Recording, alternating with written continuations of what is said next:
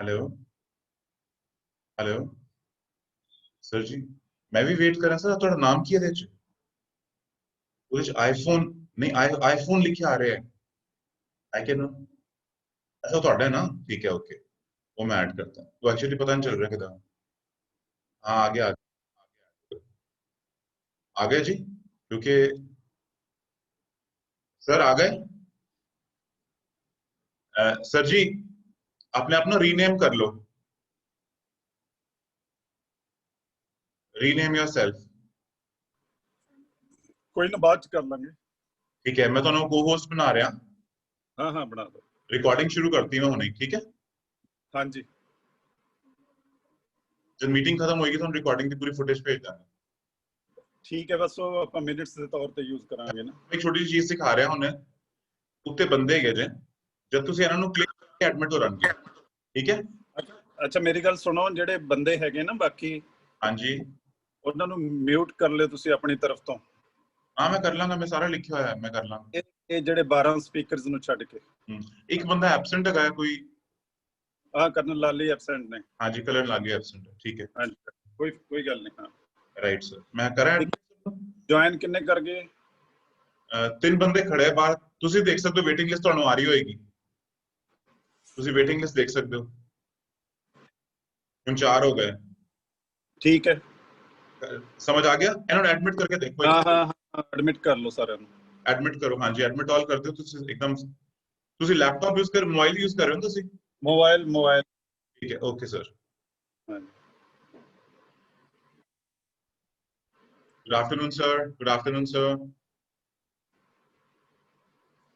Good afternoon, Ji. Sir, unmute कर लो, please.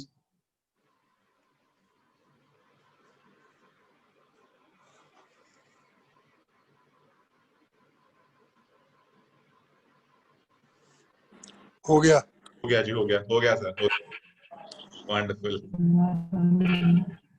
ਸਤਿ ਸ਼੍ਰੀ ਅਕਾਲ ਸਾਰਿਆਂ ਨੂੰ ਜੈ ਹਿੰਦ काल सत श्री अकाल गांधी साहब की हाल है थोड़ा ठीक है सर मारो मार बिल्कुल सर बढ़िया बहुत बढ़िया मेरी बैटरी तो डाउन नहीं पर मेरे मोबाइल की बैटरी डाउन है थोड़ी हेलो कर ले ज्वाइन देखते कनेक्शन चलती है तन्नू कर ले ज्वाइन च हाँ जी सर अच्छा आ जाओ सर जी ऐप पहले कीजिए भारद्वाज सर ऐप वाली हाँ जी गुड चेक करना है हाँ चेक कर लो बहुत अच्छा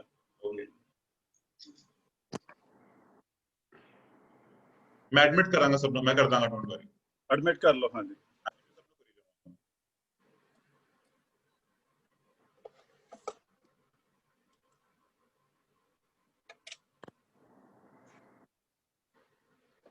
श्रीकाल सर प्लीज अनम्यूट कर लो अपने आप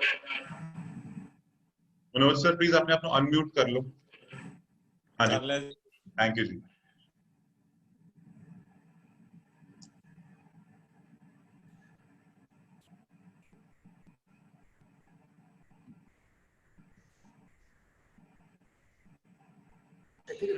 वीडियो नहीं ਇੱਥੇ तो ਬਦਲ ਗਿਆ ਇਹ ਆ ਰਿਹਾ ਇਹ ਵੌਇਸ ਦਾ अच्छा बताओ देखो हम ओके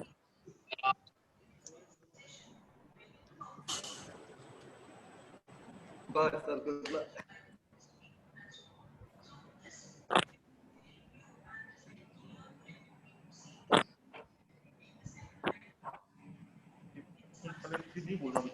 मॉडरेटर ਨੂੰ ਪੂਰਾ ਨਾਂ ਰੱਖ ਕੇ ਫਿਰ ਗੱਲ ਕਰਾਓ वेरी गुड इवनिंग श्रीकाल जी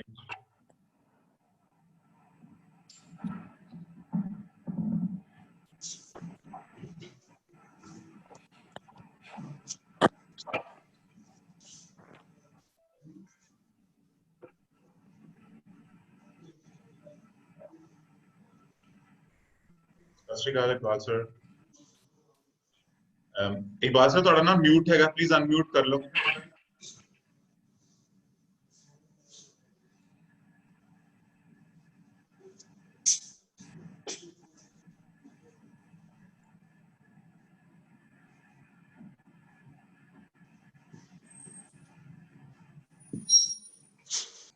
हेलो।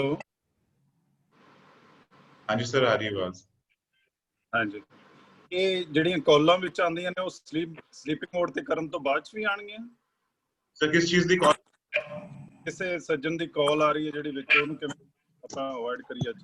सर वो अवॉइड नहीं हो सकती, ਜਿਹੜੇ फोन तो ज्वाइन करते हैं उन्होंने अवॉइड नहीं हो सकती। लैपटॉप तो करते हैं तो कोई प्रॉब्लम नहीं है। ਓਕੇ, ਹਾਂ। आप ले लो। अनम्यूट कर लो अपने आप को।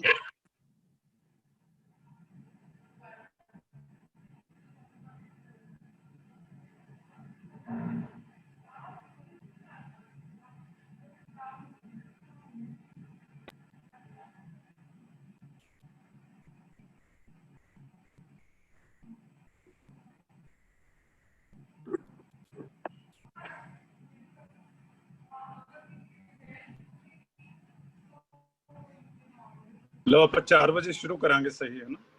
Right sir, exactly. 5 ਮਿੰਟ ਰਹਿੰਦੇ। हाँ जी सर, तो सिस्टम चेक कर लिया, सारा सिस्टम ठीक चल रहा है। अच्छा, Are you related to Brigadier Lakhan Pal from Corps of Signals? Sorry? Nishant ਬਾਕੀਆਂ ਨੂੰ ਜਿਹੜੇ ਸਪੀਕਰਸ ਨਹੀਂ ਹੈ ਉਹਨਾਂ ਨੂੰ ਮਿਊਟ ਕਰ ਦਿਓ ਤੁਸੀਂ ਆਪਣੇ ਵੱਲੋਂ। Okay sir.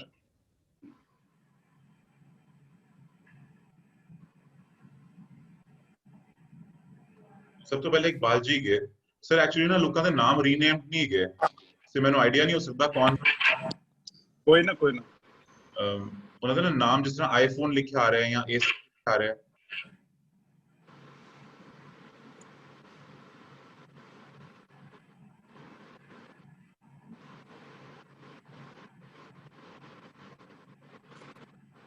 इकबाल सिंह जी ਤੁਹਾਡਾ म्यूट नहीं हो, अनम्यूट नहीं होया सर।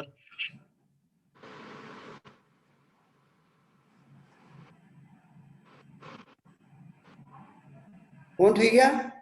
हाँ जी सर। ਹੁਣ ਠੀਕ ਹੈ। Is it right now? Perfect. You can hear me? Okay. Yes. Yes sir.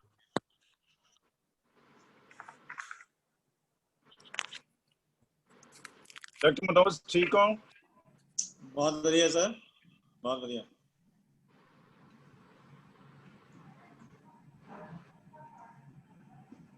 बहुत बढ़िया sir.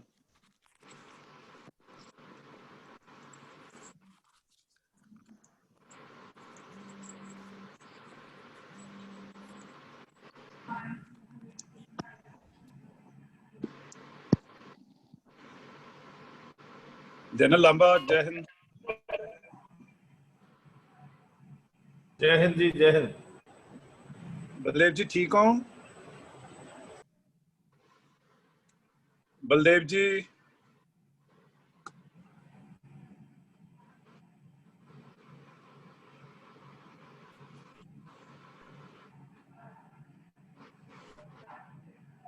Is it okay?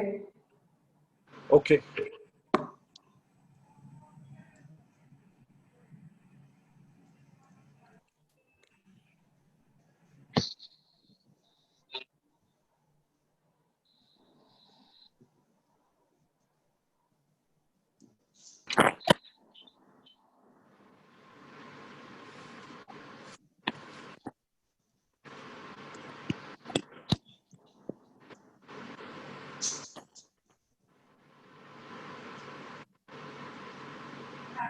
Can you hear me? Yes sir. Can you hear me? Yes sir. Is it okay? Yes sir. Bharadwaj ji, 7 minutes is the time. हाँ जी, हाँ जी, हाँ जी, लिखा है sir.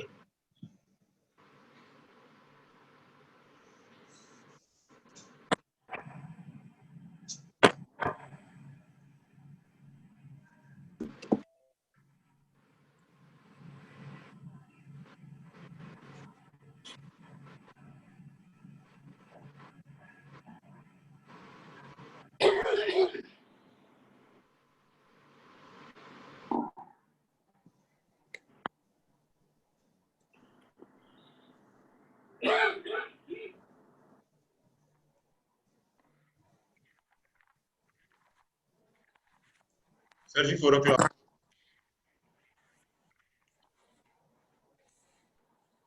शुरू करिए। Yes sir.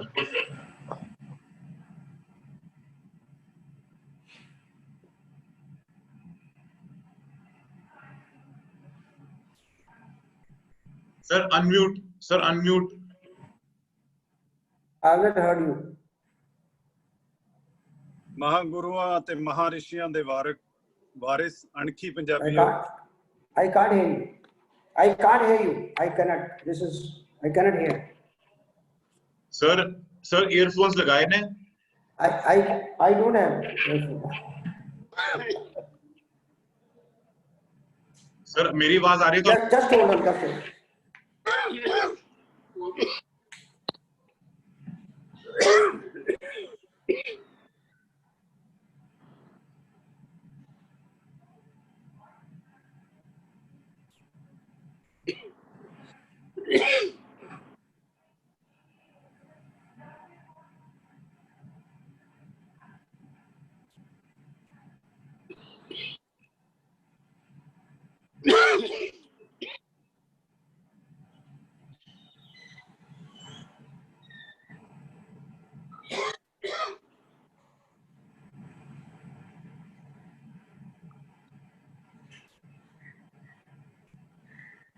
Hello हाँ जी sir. I don't have this. I don't. Colonel Pannu ji ਸੁਣ ਸਕਦੇ ਹੋ ਮੈਨੂੰ? Mhm. ਕਰਨਲ ਪੰਨੂ ਜੀ I can't hear you.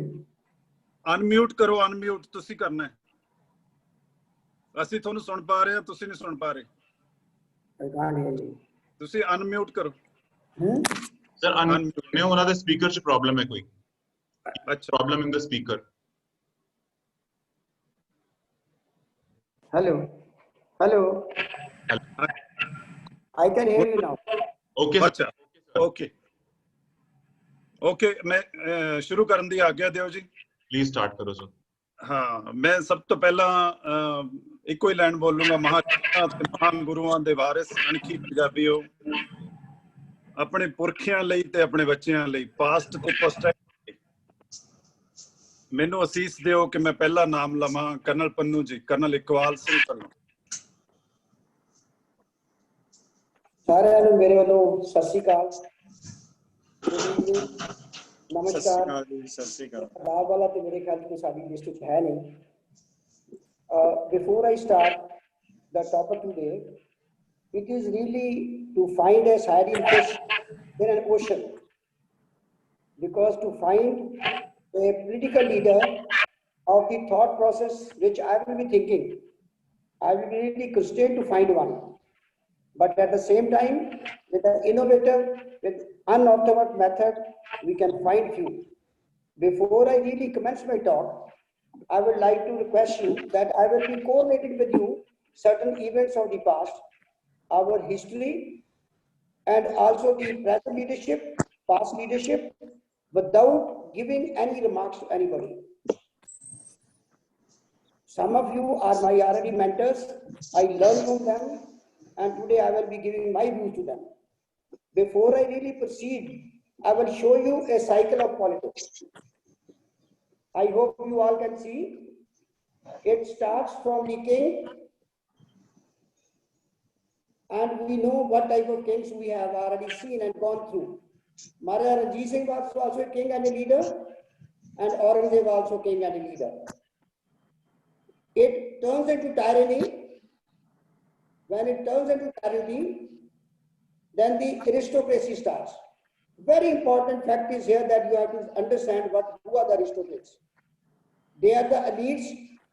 They are the people who have been in the darbar of the Raja. They have not been able to speak much against him, but they join the group which is against him. They overthrow the king and take over as an aristocracy government. They are the people who are educated, they are professionals, but they are rich enough to start off their anything. And there are some of them, they have a zeal, enthusiasm to understand what the future of their public will be. This is more important. From aristocracy, the process of politicization goes to oligarchy. I am not going to explain, you all know what is oligarchy.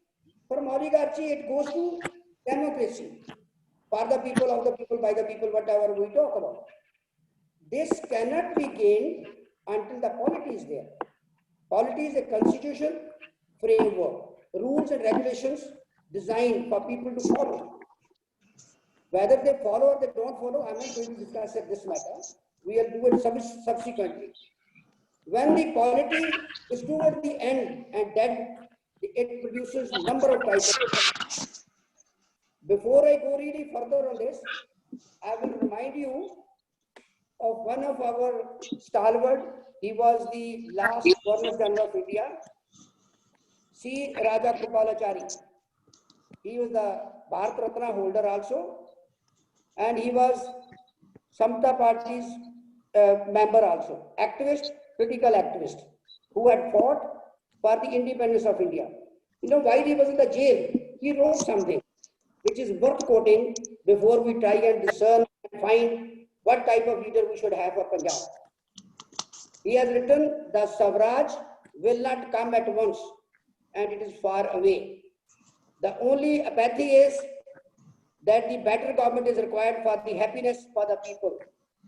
But the election and their corruption, injustice and the power and tyranny of wealth and inefficiency of administration will make the life hell out of them.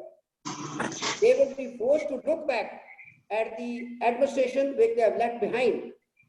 And they were really praised that for comparative justice, efficient, peaceful, and more or less honest administration, which we have not been able to provide till today to our community as a whole, as a federal government, as a Punjab government. We had the stalwart leaders who have really shown us the path. But they, because of the only one word, corruption, they could not take us anywhere else except the corruption. Today, we have the ministries levels, the births, people fight for a lucrative portfolio, lucrative ministry. Why? Easy money. You can't blame the bureaucracy for this when you have a character like that. But the question is, can I find one of a type of the QR which I have really enumerated? Because it is difficult to find a person or persons of this caliber who are selfless and they want to do something for the public. These aristocrats which I have mentioned to you, are in the cycle of the political cycle, they are the people who are still ruling. The white dress, the fancy dress, wherever you go, you are chosen as a leader. You are seen as a leader. Whether you have efficiency, you don't have efficiency. Whether you have desire to learn or you don't have desire to learn. The very first day when you sit in the chair as a minister, your only purpose is to know where all wrong you can do and how you can muster money in the span of 5 years.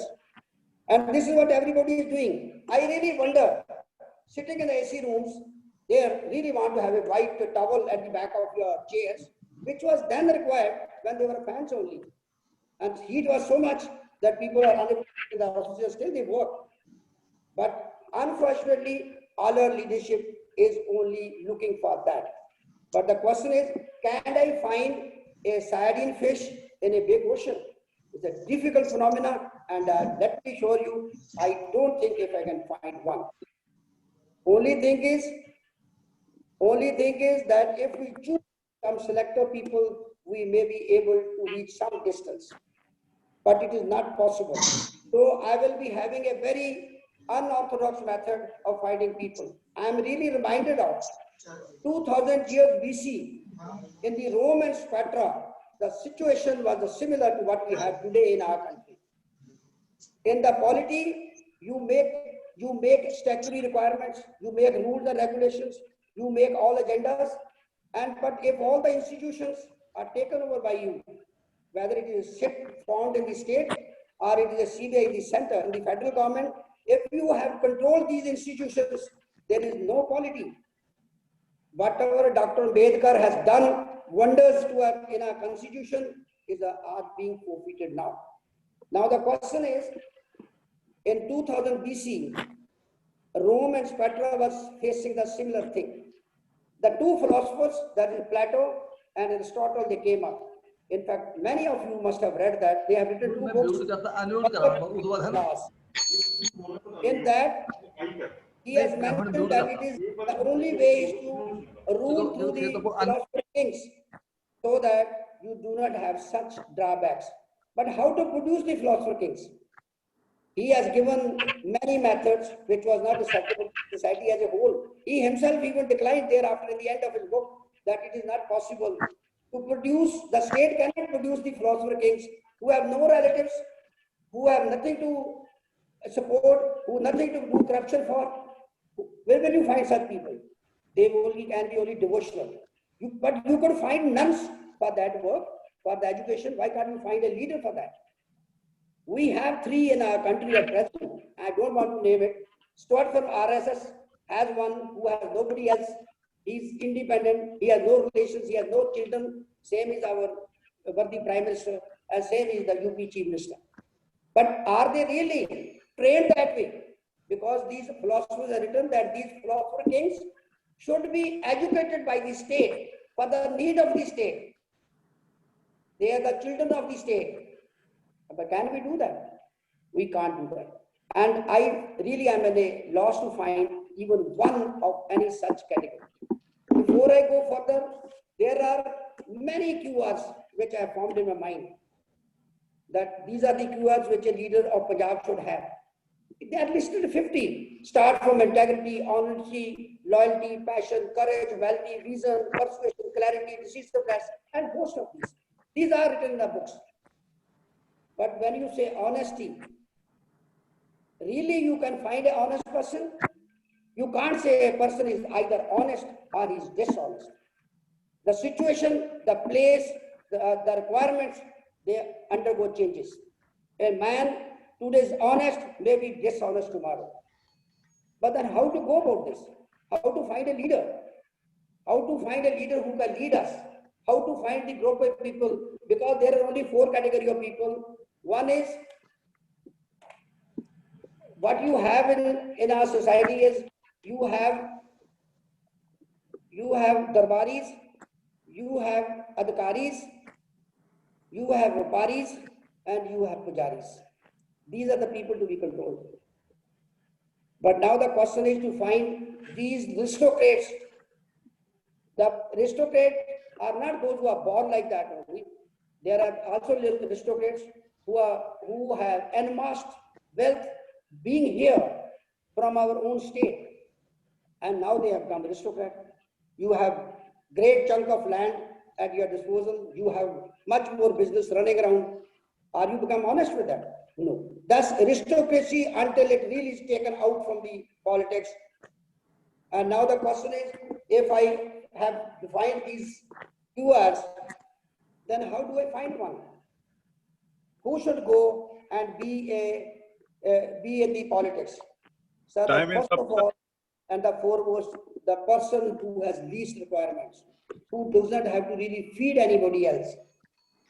Or children, his grandchildren, or his relatives. He should be the one who should come forward. And the person who has sufficient income to stand himself before getting any bribe. With the meager salary which a MLA gets, he should be getting that and feeling happy with that. But can we find one?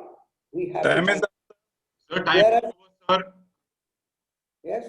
Sir, we have only 7 minutes. Okay, I will just take 2 minutes more. Now the question is, the method of management, the method of finding such people is only participative leadership. Leadership where you out of the 16 MLAs and ministers, if you can find 2 who are honest, they can always turn the table. If you can find 2 even, and our group should be meant for that. Thank you very much. Thank you, sir. Thank you, sir. Thank you, sir. Next, Shri Captain Bikram Bajwa ji.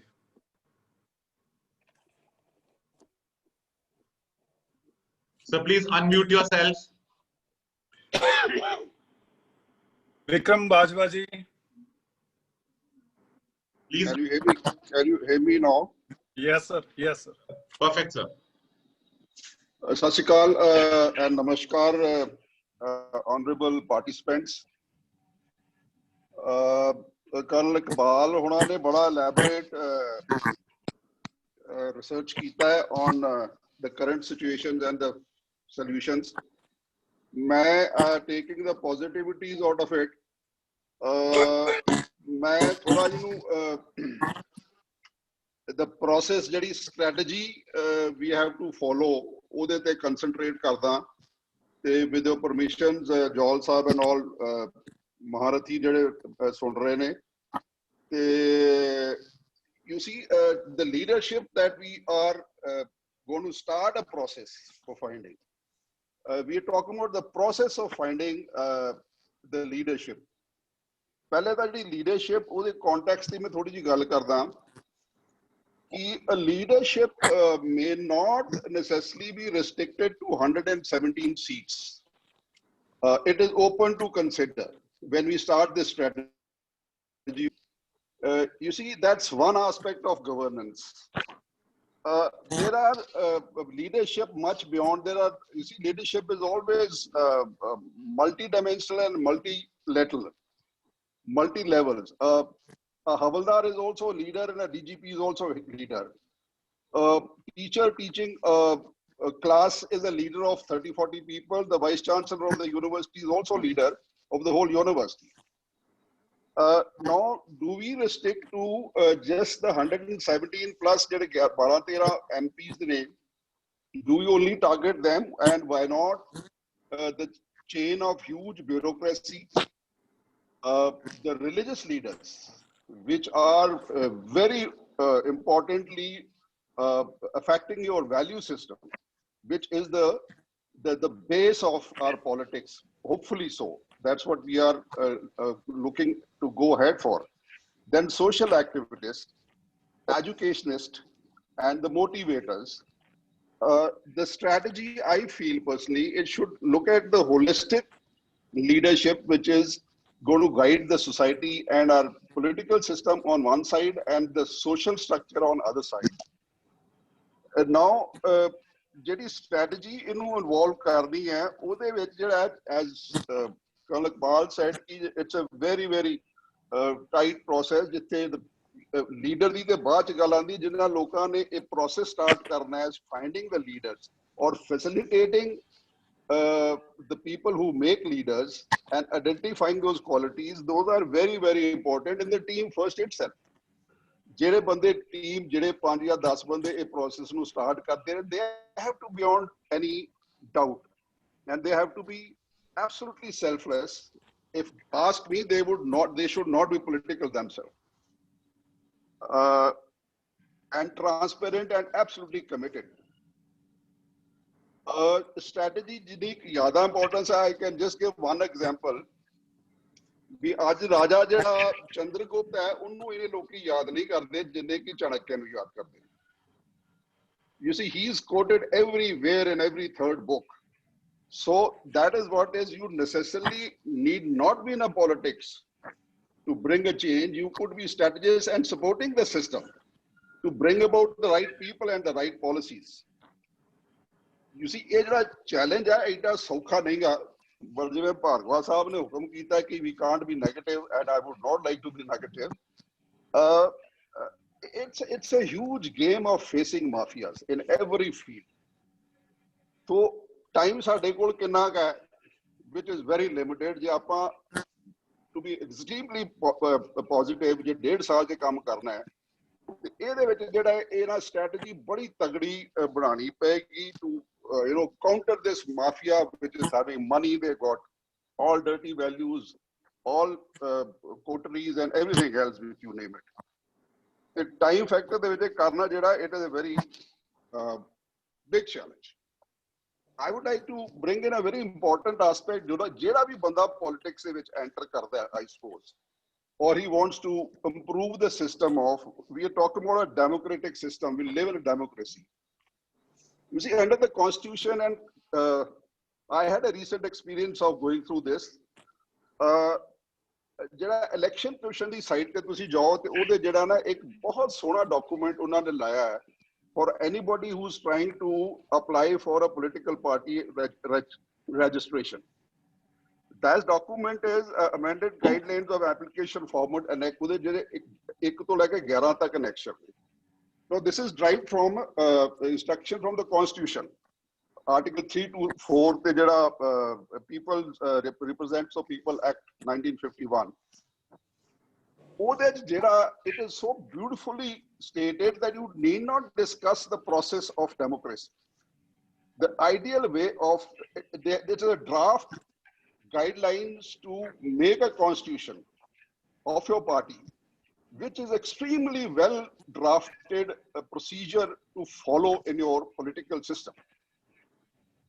And it is mandatory for any political party. I really wonder that these big parties, if this is a constitution, why these parties are allowed to function like this, which is totally non-democratic. Right from the booths itself to the, you might say, regional and a zonal level to head office, or nominate who will elect them, how will the next level will be elected. It is all absolutely,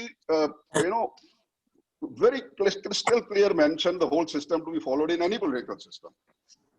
So if one reads it, if nothing else, one can challenge.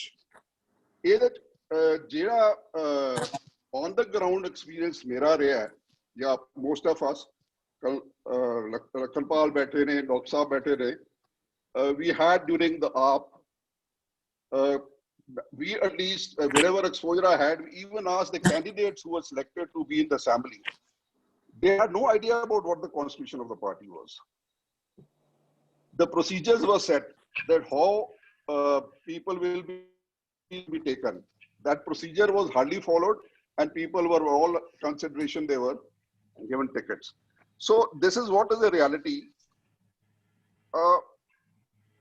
This kind of a problem with short time and a huge challenge, we will have to find something like the article or surgical strikes. I having served in the army in that force of special force, the basic commando they would follow approach which is unimaginable by the enemy. You see, whatever logical support you follow, it is going to be known to your opponents.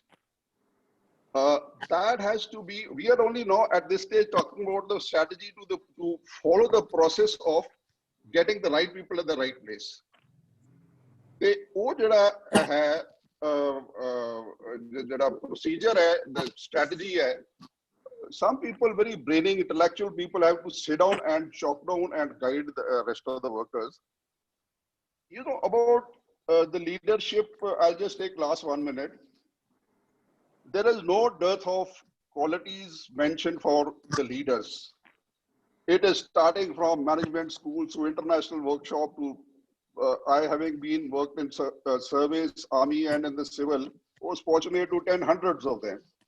But we are going to work in Punjab.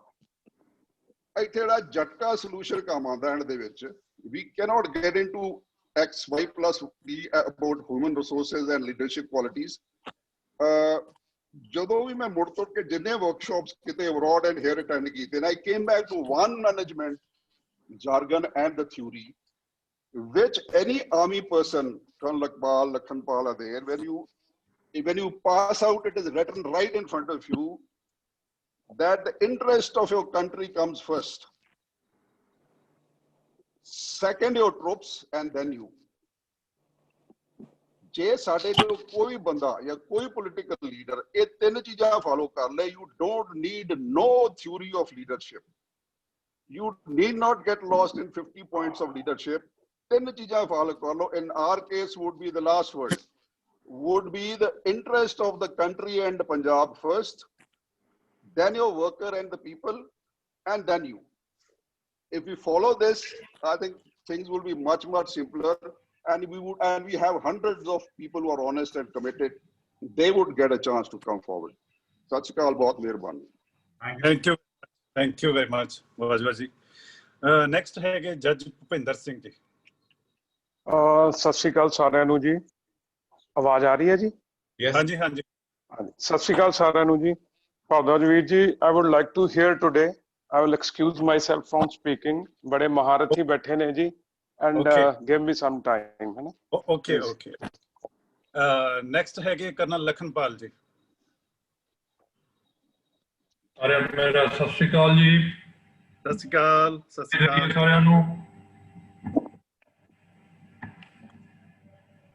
ਅੱਜ ਆਪਾਂ ਸਾਰੇ ਫੇਰ ਇਕੱਠੇ ਹੋਏ ਆ ਔਰ ਗੱਲ ਕਰ ਰਹੇ ਆ ਅੱਜ ਆਪਣੀ ਲੀਡਰਸ਼ਿਪ ਦੇ ਬਾਰੇ ਕਿ ਕਿੱਦਾਂ ਦੀ ਸਾਡੀ ਲੀਡਰਸ਼ਿਪ ਹੋਣੀ ਚਾਹੀਦੀ ਹੈ, specially in Punjab. Leadership, every leader must be caring for the public. That is the first one. Secondly, committed and honest. Committed to the cause. ਕਾਦੇ ਵਾਸਤੇ ਅਸੀਂ ਪੋਲਿਟਿਕਸ 'ਚ ਆਏ ਹਾਂ, ਕੀ ਕਰਨਾ ਚਾਹੁੰਦੇ ਹਾਂ, and we must carry on with that commitment which we are giving, which we have given to the public or which we are giving to the public. ਜਦੋਂ ਲੀਡਰਸ਼ਿਪ ਜਾਂ ਲੀਡਰਸ ਆਪਣੇ ਅੱਗੇ ਬੈਠੀ ਜਨਤਾ ਨੂੰ ਵੇਖਦੇ ਆ, there should not be any type of disparity they should look at. No discrimination and no vendetta. Maybe political and certainly not the person. Greedless, though difficult to find, but yes, we must try. Greedless, they should not be greedy for the power as well as for the money. Educated. Education is very important for the leaders, which we are lacking at the moment. Approachable. People friendly. जिन्होंने उन्होंने elect किया है, after getting elected, they should be approachable to sort out their problems. Adaptable to the situation. Flexible mind, flexible plans. Then the next is leadership must have vision. Vision is very important. And most important for the Punjab is that they should be well versed with Punjabi culture, ethics, history, and local problems. दुख साझा करने वाले, सुख दुख दे साथी, इदां दे साडे leader होने चाहिए। Leadership must have a leader to lead, and always the leader must lead from the front. If we want the Punjab to be taken out from such a situation which we are facing at the moment. Mission oriented. Every or the leadership when elected must have the mission in front of them always to fulfill. Now, these are the few qualities which I thought we must look at among the leaders which we are looking for. Now, how do we go about it? Rightly brought out by Captain Bajwa and Colonel Iqbal Pannu. But still, we have to look at the leadership from lower level to the highest level. We must find these qualities among the leadership at the lowest level. The lowest level which I am talking about is our village level panchayat. And in the towns, we must look at the councillors, the ward councillors which we elect every time to fulfill all the needs of the people. This is how we should start from the lowest level, then go upwards. Then look for the MLAs, the qualities of the MLAs, and look for the things as well. Now, how do we find fine from the present lot. That is one. That is the only option, the first option which is available to us. The second one is find the new ones. Though the difficult process, but we have to. We have got no choice but to follow it. When we are looking at the old setup, the existing setup, ਉਸ ਵੇਲੇ ਆਪਾਂ ਨੂੰ ਚਾਹੀਦਾ ਹੈ ਕਿ ਅਸੀਂ ਉਸ leader ਦੀ quality, ਉਹਦੀ ਕੁਆਲੀਫਿਕੇਸ਼ਨ, ਉਹਦੀ ਬੈਕਗਰਾਉਂਡ, ਉਹਦੀ ਪਾਸਟ ਪਰਫਾਰਮੈਂਸ, ਉਹਦੀ organisation, which is very important, in which he is working. We must look at these kind of things. ਤਦੇ ਹੀ ਅਸੀਂ ਆਪਾਂ ਇੱਕ suitable leadership for the future ਤਿਆਰ ਕਰ ਸਕਦੇ ਹਾਂ। Thank you. ਬਹੁਤ ਬਹੁਤ ਧੰਨਵਾਦ ਤੁਹਾਡਾ ਸਾਰਿਆਂ ਦਾ। Thank you very much. Thank you ਕਰਨ ਸਾਹਿਬ, thank you. ਸਰਦਾਰ ਹਰਕੇਸ਼ ਸਿੰਘ ਸਿੱਧੂ ਜੀ।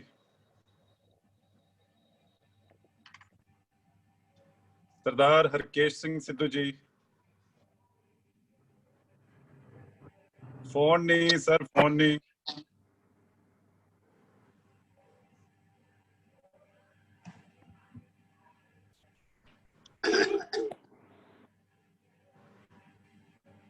ਸਰਦਾਰ ਹਰਕੇਸ਼ ਸਿੰਘ ਸਿੱਧੂ ਜੀ।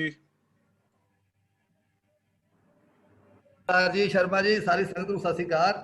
ਮੈਂ ਥੋੜਾ ਜਿਹਾ ਅਣਜਾਣ ਆ, ਮੈਂ ਉਹ ਹੁਣ ਮੈਨੂੰ ਮੇਰੀ ਆਵਾਜ਼ ਆ ਰਹੀ ਹੈ? ਮੇਰੇ ਖਿਆਲ ਆ ਰਹੀ ਹੈ ਠੀਕ ਆ ਰਹੀ ਹੈ, ਪਰ ਮੈਂ ਉਹ ਦੱਬਿਆ ਹੋ ਅਨਮਿਊਟ ਕਰਨਾ ਪਾ, ਮੈਂ ਜਿਹੜਾ ਸੁੱਤਾ ਹੋ। ਸਰ ਅਨਮਿਊਟ ਕਰੋ, ਤੁਸੀਂ ਮਿਊਟ ਕਰਤਾ ਹੈ।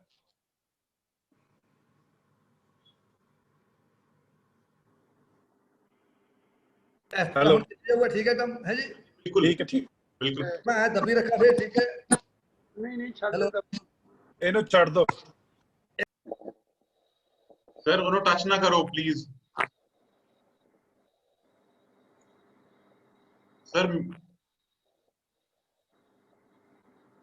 ਸਰ ਅਨਮਿਊਟ ਕਰੋ, ਅਨਮਿਊਟ।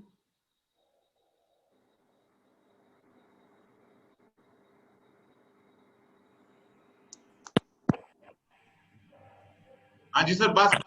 थैंक यू चलो शुक्र, मैं कंप्यूटर से किया। अच्छा, परफेक्ट।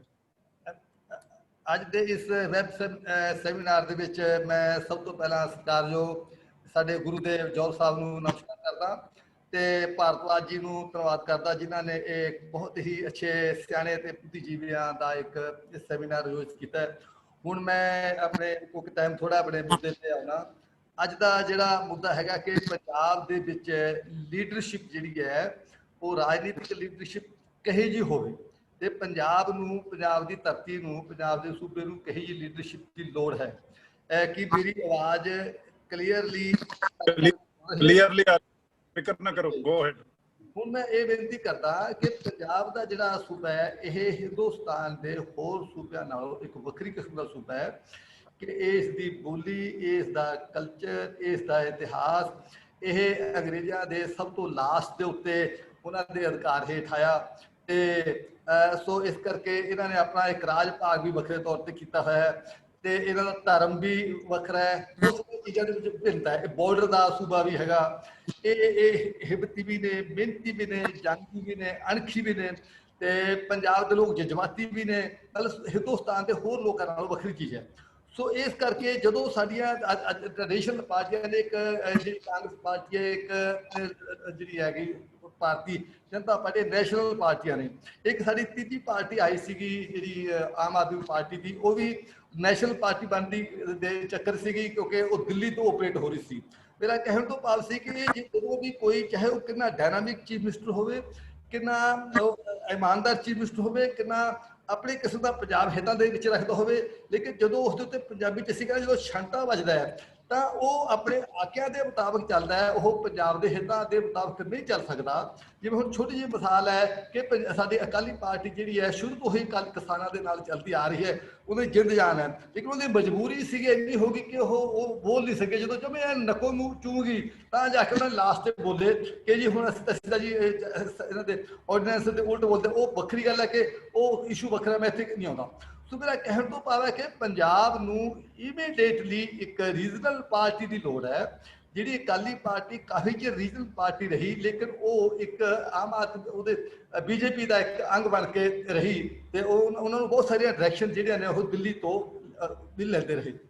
ਤੇ ਸੋ ਹੁਣ ਜਿਹੜੇ ਪੰਜਾਬ ਦੀ ਜਿਹੜੀ ਲੋੜ ਹੈ ਉਹ ਇੱਕ ਰੀਜਨਲ ਪਾਰਟੀ ਦੀ ਲੋੜ ਹੈ ਕਿ ਰੀਜਨਲ ਪਾਰਟੀ ਕਹੀ ਜੋ ਹੋਵੇ, ਜਿਹੜੀ ਪੰਜਾਬ ਦੇ ਹਿੱਤਾਂ ਦੀ ਰਾਖੀ ਕਰੇ, ਪੰਜਾਬ ਦੇ ਪਾਣੀਆਂ ਦੀ ਰਾਖੀ ਕਰੇ, ਪੰਜਾਬ ਦੀ ਭਾਸ਼ਾ ਦੀ ਰਾਖੀ ਕਰੇ, ਪੰਜਾਬ ਦੇ ਸੱਭਿਆਚਾਰ ਦੀ ਰਾਖੀ ਕਰੇ, ਪੰਜਾਬ ਦੇ ਜਿਹੜੀ ਕਿ ਆਪਣੀ ਉਹਦੀ ਖੇਤੀ ਦੀ, ਕਿਸਾਨੀ ਦੀ, ਉਹਦੇ ਪਿੰਡਾਂ ਦੀ ਤੇ ਉਹਦੇ ਰੁਜ਼ਗਾਰ ਦੀ, ਜਿਹੜੇ ਉਹਦੇ ਸਾਰੇ ਮੁੱਦੇ ਨੇਗੇ ਤੇ ਉਸ ਦੀ ਰਾਖੀ ਕਰੇ। ਉਸ ਦੇ ਲਈ ਸਾਨੂੰ ਕੀ ਚਾਹੀਦਾ?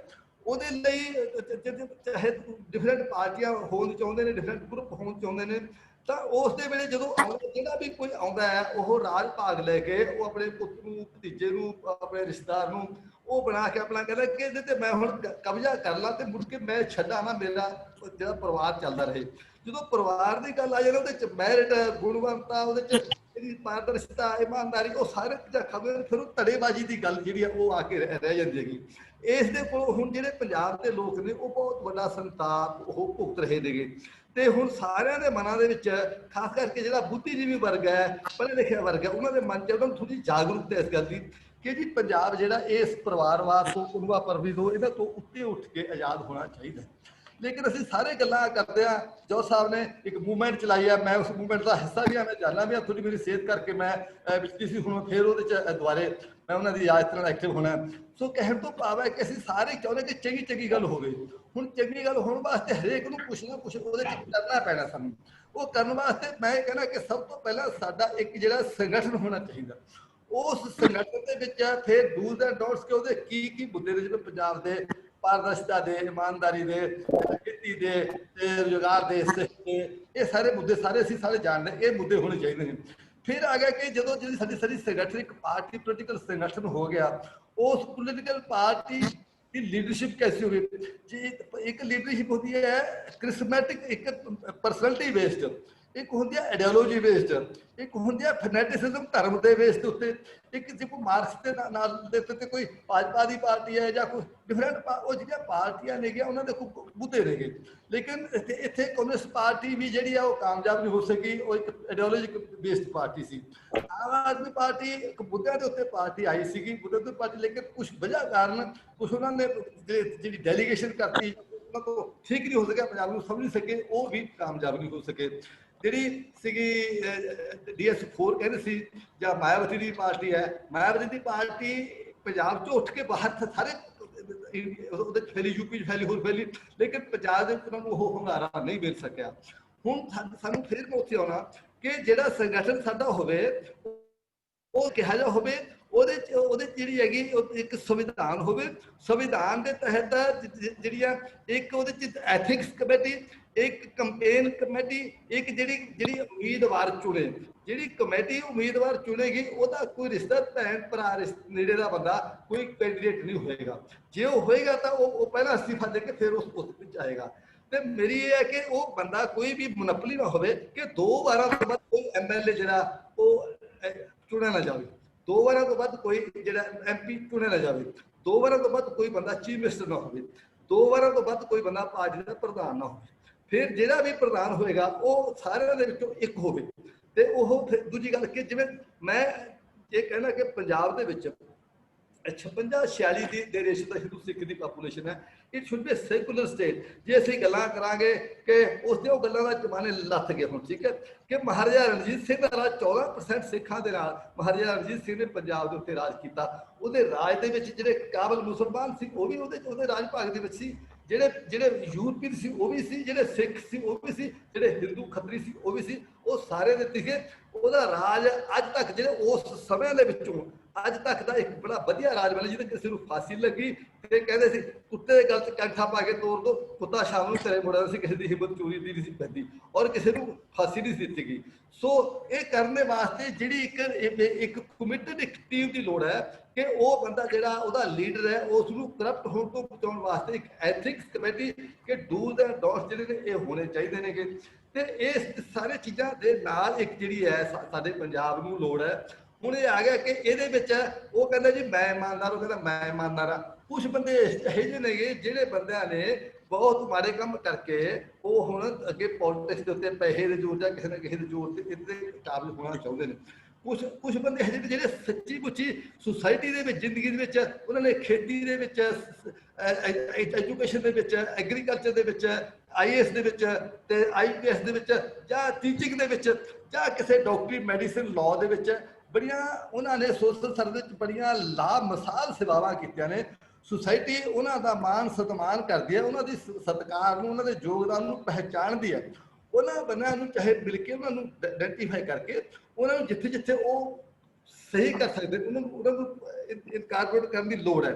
ਦੂਸਰਾ, ਜਿਹੜਾ ਆਦਮੀ 20, 25, 30 ਸਾਲ ਇਮਾਨਦਾਰ ਚੰਗਾ ਨੇਕ ਆਦਮੀ ਰਹਿ ਗਿਆ, ਉਹ ਤੋਂ ਬੜੀ ਘੱਟ ਆਸ ਹੈ ਕਿ ਉਹ ਬੇਈਮਾਨ ਹੋਊਗਾ, ਕਿ ਉਹ ਅੱਗੇ ਅਗਲੇ ਜੀਵਨ ਦੇ ਵਿੱਚ ਹੀ ਭੱਕ ਗਿਆ, ਉਹ ਡਿੱਗੇਗਾ ਨਹੀਂ। ਜਿਹੜਾ ਆਦਮੀ 25, 30, 40 ਸਾਲ ਬੇਈਮਾਨੀ ਮਾੜੇ ਕਿਰਦਾਰ ਕਰਦਾ ਆਇਆ, ਉਹ ਤੋਂ ਅਸੀਂ ਆਸ ਹੀ ਨਹੀਂ ਰੱਖ ਸਕਦੇ ਕਿ ਉਹ ਆਉਣ ਵਾਲੇ ਸਮੇਂ ਦੇ ਵਿੱਚੋਂ ਗੰਗਾ ਨਹਾ ਕੇ ਆ ਕੇ ਹੁਣ ਉਹ ਸਾਫ਼ ਸੁਥਰਾ ਹੋ ਗਿਆ। ਸੋ ਜਿਨ੍ਹਾਂ ਦਾ ਅਕਸ ਠੱਗੀ, ਚੋਰੀ, ਬੇਈਮਾਨੀ ਦਾ ਮਾੜਾ ਅਕਸ ਹੈ, ਉਹਨਾਂ ਤੋਂ ਕਹਿਣਾ ਕੁਛ ਨਹੀਂ, ਉਹਨਾਂ ਦੀ ਵੋਟ ਵੀ ਹੈ, ਉਹਨਾਂ ਦਾ ਇਨਫਲੂਐਂਸ ਵੀ ਹੈ, ਲੇਕਿਨ ਅਸੀਂ ਉਹਨਾਂ ਨੂੰ ਸਾਡੀ ਇਸ ਜਿਹੜੇ ਗੁਲਦਸਤੇ ਦੇ ਵਿੱਚ ਜੇ ਅਸੀਂ ਸ਼ਾਮਲ ਕਰਾਂਗੇ ਤਾਂ ਸਾਡਾ ਬਾਰ-ਬਾਰ ਹੋ ਜਾਊਗਾ ਮੇਰੀ ਗੁੱਤ ਦਾ ਤੇਰਾ ਕੀ ਹੋ ਜਾਊਗਾ। ਬਗਾਨੇ ਬੁੱਧੇ ਨੂੰ ਕਹਿੰਦੀ ਹੈ ਨਾ ਕਿ ਮੇਰੀ ਗੁੱਤ ਜਿਹੜੀ ਆ ਉਹ ਵਾਲ-ਵਾਲ ਹੋ ਜਾਊਗੀ। ਸੋ ਇਹ ਚੀਜ਼ਾਂ ਸਾਨੂੰ ਟ੍ਰੇਸ ਕਰਨੀਆਂ ਪੈਣਗੀਆਂ। ਚੰਗੇ ਜਿਹੜੇ ਖੇਤਰ 'ਚ ਫਿਰ ਨੂੰ ਕਹੇ ਭਾਈ ਹੁਣ ਤੂੰ ਇਹ ਚੰਗਾ ਤਾਂ ਹੈਗਾ, ਲੇਕਿਨ ਤੈਨੂੰ ਚੱਲਣਾ ਵੀ ਨਾਲ ਪਊਗਾ। ਉਹ ਚੱਲਣ ਨਾਲ ਪਊਗਾ ਜਦੋਂ ਅਸੀਂ ਇਸ ਤਰ੍ਹਾਂ ਦਾ ਇੱਕ ਆਰਗੇਨਾਈਜੇਸ਼ਨ ਬਣਾ ਕੇ ਚੱਲ ਪਏ, ਦੈਨ ਲੋਕ ਜਿਹੜੇ ਨੇਗੇ ਉਹ ਸਾਥ ਦੇਣਗੇ। ਤਾਂ ਜਿਹਦੇ 'ਚ ਦਲਿਤ ਵੀ ਹੋਣਗੇ, ਸਿੱਖ ਵੀ ਹੋਣਗੇ, ਹਿੰਦੂ ਵੀ ਹੋਣਗੇ, ਪਿੰਡੂ ਵੀ ਹੋਣਗੇ, ਸ਼ਹਿਰੀ ਵੀ ਹੋਣਗੇ, ਉਹ ਸਾਰੀ ਕਿਸਮ ਦੇ ਬੰਦੇ ਜਿਹੜੇ ਨੇ ਉਹ ਹੋਣਗੇ। ਤੇ ਫਿਰ ਉਹ ਆਪਣਾ ਦੱਸਣਗੇ ਕਿ ਅਸੀਂ ਐਜੂਕੇਸ਼ਨ ਨੂੰ ਕਿਵੇਂ ਸੁਧਾਰ ਕਰਾਂਗੇ, ਹੈਲਥ ਨੂੰ ਕਿਵੇਂ ਕਰਾਂ। ਸਰ ਮੈਂ ਮੋਟੀ ਗੱਲ ਕਹਿੰਦਾ ਕਿ ਜੇ ਪੰਜਾਬ ਦਾ ਸੂਬੇ ਦਾ ਮੁੱਖ ਮੰਤਰੀ ਕਮਿਟਡ ਹੋਵੇ, ਉਹ 10ਵੀਂ ਜਮਾਤ ਪੜ੍ਹਿਆ ਹੋਵੇ ਬਹੁਤ ਹੈ, ਉਹ ਜ਼ਰੂਰੀ PhD ਹੋਵੇ, ਡਾਕਟਰੇਟ ਹੋਵੇ, ਉਹ LLM ਹੋਵੇ, ਉਹ IAS ਰਿਟਾਇਰ ਹੋਵੇ, ਲੇਕਿਨ ਉਹਦੇ ਅੰਦਰ ਕਮਿਟਮੈਂਟ ਚਾਹੀਦੀ ਆ। ਆ ਜਿਹੜੇ IAS IPS ਜਿਹੜੀ ਬਿਊਰੋਕ੍ਰੇਸੀ ਹੈ, ਇਹ ਮੌਸਮੀ ਮੁਰਗੇ ਨੇ, ਜਿੱਦਨ ਉਹਨਾਂ ਨੂੰ ਚਲਾ ਲਓ ਉਹਦੇ ਚੱਲ ਪਾਉਂਦੇ ਨੇ। ਇਹ ਘੋੜੇ ਦੇ ਚੜ੍ਹ ਕੇ ਜਦ ਚਲਾਓਗੇ ਚੱਲ ਪਾਣਗੇ। ਜੇ ਚੰਗੇ ਗੱਲ ਚੰਗੀ ਇਹਨਾਂ ਦੇ ਦਿਮਾਗ ਹੈ, ਸਭ ਕੁਛ ਹੈ, they can do the wonders, but the man needs to be ਕਿ ਇਹਨਾਂ ਤੋਂ ਜਿਹੜਾ ਕੰਮ ਕਰਾ ਸਕੇ, ਇਹਨਾਂ ਦੇ ਘੋੜਿਆਂ ਦੀ ਸਵਾਰੀ ਕਰ ਸਕੇ। ਸੋ ਇਹ ਚੀਜ਼ਾਂ ਜਿਹੜੀਆਂ ਨੇਗੀਆਂ, ਕਮਿਟਮੈਂਟ ਜਿਹੜੀ ਹੈ, ਕਿਤੇ ਕਿਤੇ ਬੰਦੇ ਦੇ ਅੰਦਰ ਇਹ ਬਿਲਟ ਕਮਿਟਮੈਂਟ ਹੁੰਦੀ ਹੈ, ਕਿਤੇ ਕਿਤੇ ਕੋਈ ਬੰਦਾ ਜਿਹੜਾ ਹੈਗਾ ਉਹ ਇਹੋ ਜਿਹਾ ਬੰਦਾ ਹੁੰਦਾ ਜਿਹਦੀ ਗਿਵਨ ਸਿਚੁਏਸ਼ਨ ਜੇ ਉਹਦੇ ਆਲੇ ਮਗਰੋਂ ਸਾਰੇ ਪਾਸੋਂ ਘੇਰਿਆ ਹੋਵੇ, ਉਹ ਡਿੱਗ ਨਹੀਂ ਸਕਦਾ। ਜੇ ਇੱਕ ਗਲਤੀ ਕਰ ਲਈ, ਦੋ ਗਲਤੀ ਕਰ ਲਈ, ਉਹ ਚਾਰ ਗਲਤੀਆਂ ਕਰੀ ਜਾਂਦਾ ਹੈ ਤੇ ਉਸ ਨੂੰ ਕੋਈ ਪੁੱਛਣ ਨੂੰ ਕਹਿੰਦਾ ਕੁਛ ਨਹੀਂ ਹੁੰਦਾ, ਕਰੀ ਜਾਂਦਾ। ਹੁਣ ਜਿਹੜੀ ਅੱਛਾ ਫਿਰ ਇਹ ਹੈ ਕਿ ਸਾਡੀ ਜਿਹੜੀ ਇਸ ਵੇਲੇ ਰੌਲਾ ਕੀ ਚੱਲ, आवाज बंद हो गई सर जी। अनम्यूट सर जी, अनम्यूट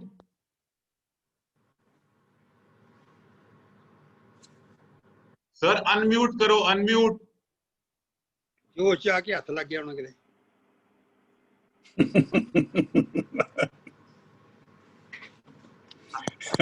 हो गया ठीक। हाँ जी सर, हाँ जी, हो गया, टाइम भी हो गया जी। अच्छा तो ਜਿਹੜੇ ਆਪਣੇ ਮੈਂ ਕਰਤਾ ਥੋੜੀ ਉਸ ਤੋਂ ਨਿਕਲ ਗਈ ਕਿ ਜਿਹੜਾ ਹਲਕਾ ਇੰਚਾਰਜ ਟਾਈਪ ਹੈ ਜਾਂ ਜਿਹੜੇ ਪਹਿਲਾਂ ਸੀ ਕਿਸੇ ਤਹਿਸੀਲਦਾਰ, BDO, ਥਾਣੇਦਾਰ, SP, DC, ਇਹ ਹੌਲੀ ਉਹ ਕ੍ਰੇਸੀ ਤੋਂ ਕੀ ਹੋ ਗਿਆ, ਪੋਲੀਟੀਕਲ ਬੰਦੇ ਪੈਸੇ ਖਾਣ ਲੱਗ ਗਏ। ਹੁਣ ਬੰਦਾ ਕੋਲ ਜਾਂਦਾ ਹੈ ਤੇ ਪੋਲੀਟੀਕਲ ਬੰਦੇ ਜਿਹੜੇ ਨੇ ਗਲਤ ਕੰਮ ਕਰਾਉਂਦੇ ਨੇ, ਪੈਸੇ ਖਾਂਦੇ ਨੇ। ਹੁਣ ਸਾਰਾ ਜਿਹੜਾ ਸਾਡਾ ਸਿਸਟਮ ਹੈ ਉਹ 2 ਨੰਬਰ 'ਚ ਚੱਲ ਰਿਹਾ ਹੈ। ਸੰਵਿਧਾਨ ਇੱਕ ਪਾਸੇ ਬੈਠਾ ਹੈ ਤੇ ਅਨਕਨਸਟੀਟਿਊਸ਼ਨ ਚੀਜ਼ਾਂ ਚੱਲੀਆਂ ਨੇ। ਸਾਡੇ ਸੰਵਿਧਾਨ ਨੂੰ, ਸਾਡੀਆਂ ਸੰਸਥਾਵਾਂ ਨੂੰ ਸਾਨੂੰ ਇਹ ਕਰਾਉਣ ਵਾਸਤੇ ਪਾਰਟੀ ਇਹ ਨਾਰਾ ਦੇ ਕੇ ਕਿ ਅਸੀਂ ਸੰਵਿਧਾਨ ਨੂੰ ਲਿਬਰੇਟ ਕਰਾਉਣਾ ਚਾਹੁੰਦੇ ਹਾਂ, ਲੋਕ ਰਾਜ ਨੂੰ ਲਿਬਰੇਟ ਕਰਾਉਣਾ ਚਾਹੁੰਦੇ ਹਾਂ। ਇਹ ਮੁੱਦੇ ਲੈ ਕੇ ਜਿਵੇਂ ਲੋਕ ਆਮ ਆਦਮੀ ਪਾਰਟੀ ਹੋਈ ਸੀਗੀ, ਮੁੱਦੇ ਲੈ ਕੇ ਲੋਕ ਪਾਲਦਾ। ਸੋ ਇਹ ਜਿਹੜਾ ਆਪਣੇ ਕੋਲ ਮਿਸਾਲ ਹੈ। ਤੇ ਜਿਹੜੀ ਜਨਤਾ ਪਾਰਟੀ ਸੀਗੀ ਉਹ ਲੋਕ ਰਾਜ ਦੀ ਬਹਾਲੀ ਤੇ ਹੋਈ ਸੀਗੀ। ਜਿਹੜਾ VP ਸਿੰਘ ਸੀ ਉਹਨੇ OBC ਦੀ ਗੱਲ ਕੀਤੀ। ਸੋ ਇੱਕ ਨਾ ਕੋਈ ਗਰਮ ਮੁੱਦੇ ਤੋਂ ਬਿਨਾਂ ਤੇ ਭਾਜਪਾ ਨੇ ਹਿੰਦੂਤਵ ਦਾ ਮੁੱਦਾ ਲਿਆ। ਮਤਲਬ ਜਿਹੜਾ ਮੁੱਦਾ ਜਿਸ ਮੌਕੇ ਤੇ ਚਾਹੀਦਾ ਹੈ। ਲੇਕਿਨ ਸਾਡੇ ਪੰਜਾਬ ਦਾ ਇੱਕ ਮੁੱਦਾ ਨਹੀਂ, ਸਾਡੇ ਪੰਜਾਬ ਦੇ ਕਈ ਮੁੱਦੇ ਨੇ। ਮਾਫੀਆ ਦੀ ਗੱਲ ਹੈ, ਲੋਕ ਰਾਜ ਬਹਾਲ ਕਰਾਉਣ ਦੀ ਗੱਲ ਹੈ। टाइम इज हेलो जी सर प्लीज ऊपर हो गया सर, बहुत देर हो गई। Okay sorry sorry. सो मेरे ये इशू ने कि एक संविधान, एक संगठन, ਇੱਕ ਆਰਗੇਨਾਈਜੇਸ਼ਨ ਇਹ ਸਾਰੇ ਨੂੰ ਅਸੀਂ ਇੰਬਾਈਬ ਕਰਕੇ ਜਦੋਂ ਅਸੀਂ ਬਣਾਵਾਂਗੇ ਤਾਂ ਲੋਕ ਜਿਹੜੇ ਨੇਗੇ ਉਹ ਸਾਡੇ ਨਾਲ ਚੱਲਣਗੇ। ਇੱਕ ਵੱਡੀ ਗੱਲ ਹੈ ਕਿ ਜਿਹੜੇ ਪੜ੍ਹੇ ਲਿਖੇ ਲੋਕਾਂ ਦੇ ਉੱਤੇ ਜਿਹੜੇ ਅਸੀਂ ਜ਼ਿਆਦਾ ਪੜ੍ਹੇ ਹੋਏ ਆ, ਜ਼ਿਆਦਾ ਰੁਤਬੇ ਨੇ, ਉਹਨਾਂ ਤੋਂ ਪਿੰਡਾਂ ਦਾ ਆਮ ਲਾਣਾ ਬਾਣਾ ਜਿਹੜਾ ਉਹ ਸ਼ੱਕ ਕਰਦਾ ਕਿ ਪਤਾ ਨਹੀਂ ਕੀ ਕਰਦੇ ਨੇ ਕੀ ਨਾ। ਉਹਨਾਂ ਦੀ ਬੋਲੀ 'ਚ, ਉਹਨਾਂ ਦੇ ਦਿਹਾਤ 'ਚ, ਉਹਨਾਂ ਦੇ ਮੁਹਾਵਰੇ 'ਚ ਸਾਨੂੰ ਗੱਲ ਕਰਨੀ ਪਏਗੀ, ਫਿਰ ਉਹ ਸਾਨੂੰ ਪਹਿਚਾਣਗੇ ਕਿ ਸਾਡੀ ਇਹ ਗੱਲ ਕਰਦੇ ਨੇ। ਨਹੀਂ ਕਿਹੜਾ ਪੜ੍ਹੇ ਲਿਖੇ ਬੰਦੇ ਤੋਂ ਪਿੰਡ ਦੇ ਬੰਦੇ ਜਿਹੜੇ ਤੇ ਘਬਰਾਉਂਦੇ ਨੇ, ਉਹਨਾਂ ਨੂੰ ਆਪਣੇ ਨਾਲ ਜੋੜ ਕੇ ਉਹਨਾਂ ਦਾ ਸੈਂਸ ਆਫ ਬਿਲੋਂਗਿੰਗ ਸਟੇਟ ਕਰਨੀ ਪਏਗੀ। ਇੰਨੀਆਂ ਬੇਨਤੀਆਂ ਕਰਦਾ ਮੈਂ ਖਿਮਾ ਜਾਚ का। Thank you very thank you sir. Thank you very much. मैं देख रहा उत्तम सिंह जी ज्वाइन किए हुए। उत्तम सिंह जी 2 मिनट लोगे? मैंने क्या कुछ उत्तम सिंह जी 2 मिनट लिए बोलोगे? अनम्यूट करना जी, अनम्यूट करो।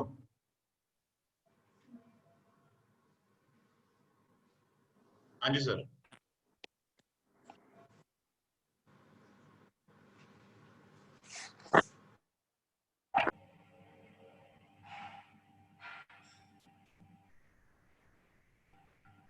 सर आवाज नहीं है सर। उनके कंप्यूटर सिस्टम च प्रॉब्लम है, मोबाइल च प्रॉब्लम है, उनका माइक नहीं चल रहा। कौन ठीक है? हाँ करो सर, बोलो। Can you hear me now? हाँ जी। I am totally overwhelmed. Reason being that this is my maiden appearance, and I hung my boot after 40 years service in various, including army and this, in bank also. And really, I'm taken aback being this that we are talking about a leadership, whereas Punjabiyat and Punjab. ਰੌਲਾ ਪੈ ਰਿਹਾ ਆਜੋ ਜੀ, ਪੰਜਾਬੀ ਤੋਂ ਬਿਨਾਂ ਆਪਣਾ ਗੁਜ਼ਾਰਾ ਨਹੀਂ ਹੋਣਾ। ਆਪਾਂ ਪੰਜਾਬ ਦੇ ਬੰਦੇ, ਪੰਜਾਬ ਤੋਂ ਬਿਨਾਂ ਗੁਜ਼ਾਰਾ ਨਹੀਂ ਹੋਣਾ। ਬਣਾ ਸਕਦੇ ਹੋ ਜੀ। ਚਲੋ ਜੀ, ਮੈਂ ਪੰਜਾਬੀ 'ਚ ਬੋਲਦਾ ਹੈਗਾ। ਗੱਲ ਇਦਾਂ ਹੈਗੀ ਕਿ ਆ ਜਿਹੜੀ ਅੱਜ ਦੀ ਜਿਹੜਾ ਆਪਾਂ ਇਸ ਸਿਚੁਏਸ਼ਨ ਤੋਂ ਨਿਕਲ ਰਹੇ ਨੇ, ਇਹ ਲੀਡਰਸ਼ਿਪ ਦਾ ਮਸਲਾ ਕਿਉਂ ਉੱਠ ਰਿਹਾ ਹੈ? ਕਿਤੇ ਨਾ ਕਿਤੇ ਕਮੀ ਹੈ, ਕਿਤੇ ਨਾ ਕਿਤੇ ਸਾਨੂੰ ਚੁਭਦਾ ਹੈਗਾ, ਕਿਤੇ ਨਾ ਕਿਤੇ ਸਾਡੇ ਪੰਜਾਬ ਨੂੰ ਸੱਟ ਵੱਜ ਰਹੀ ਹੈ ਲੀਡਰਸ਼ਿਪ ਕਰਕੇ।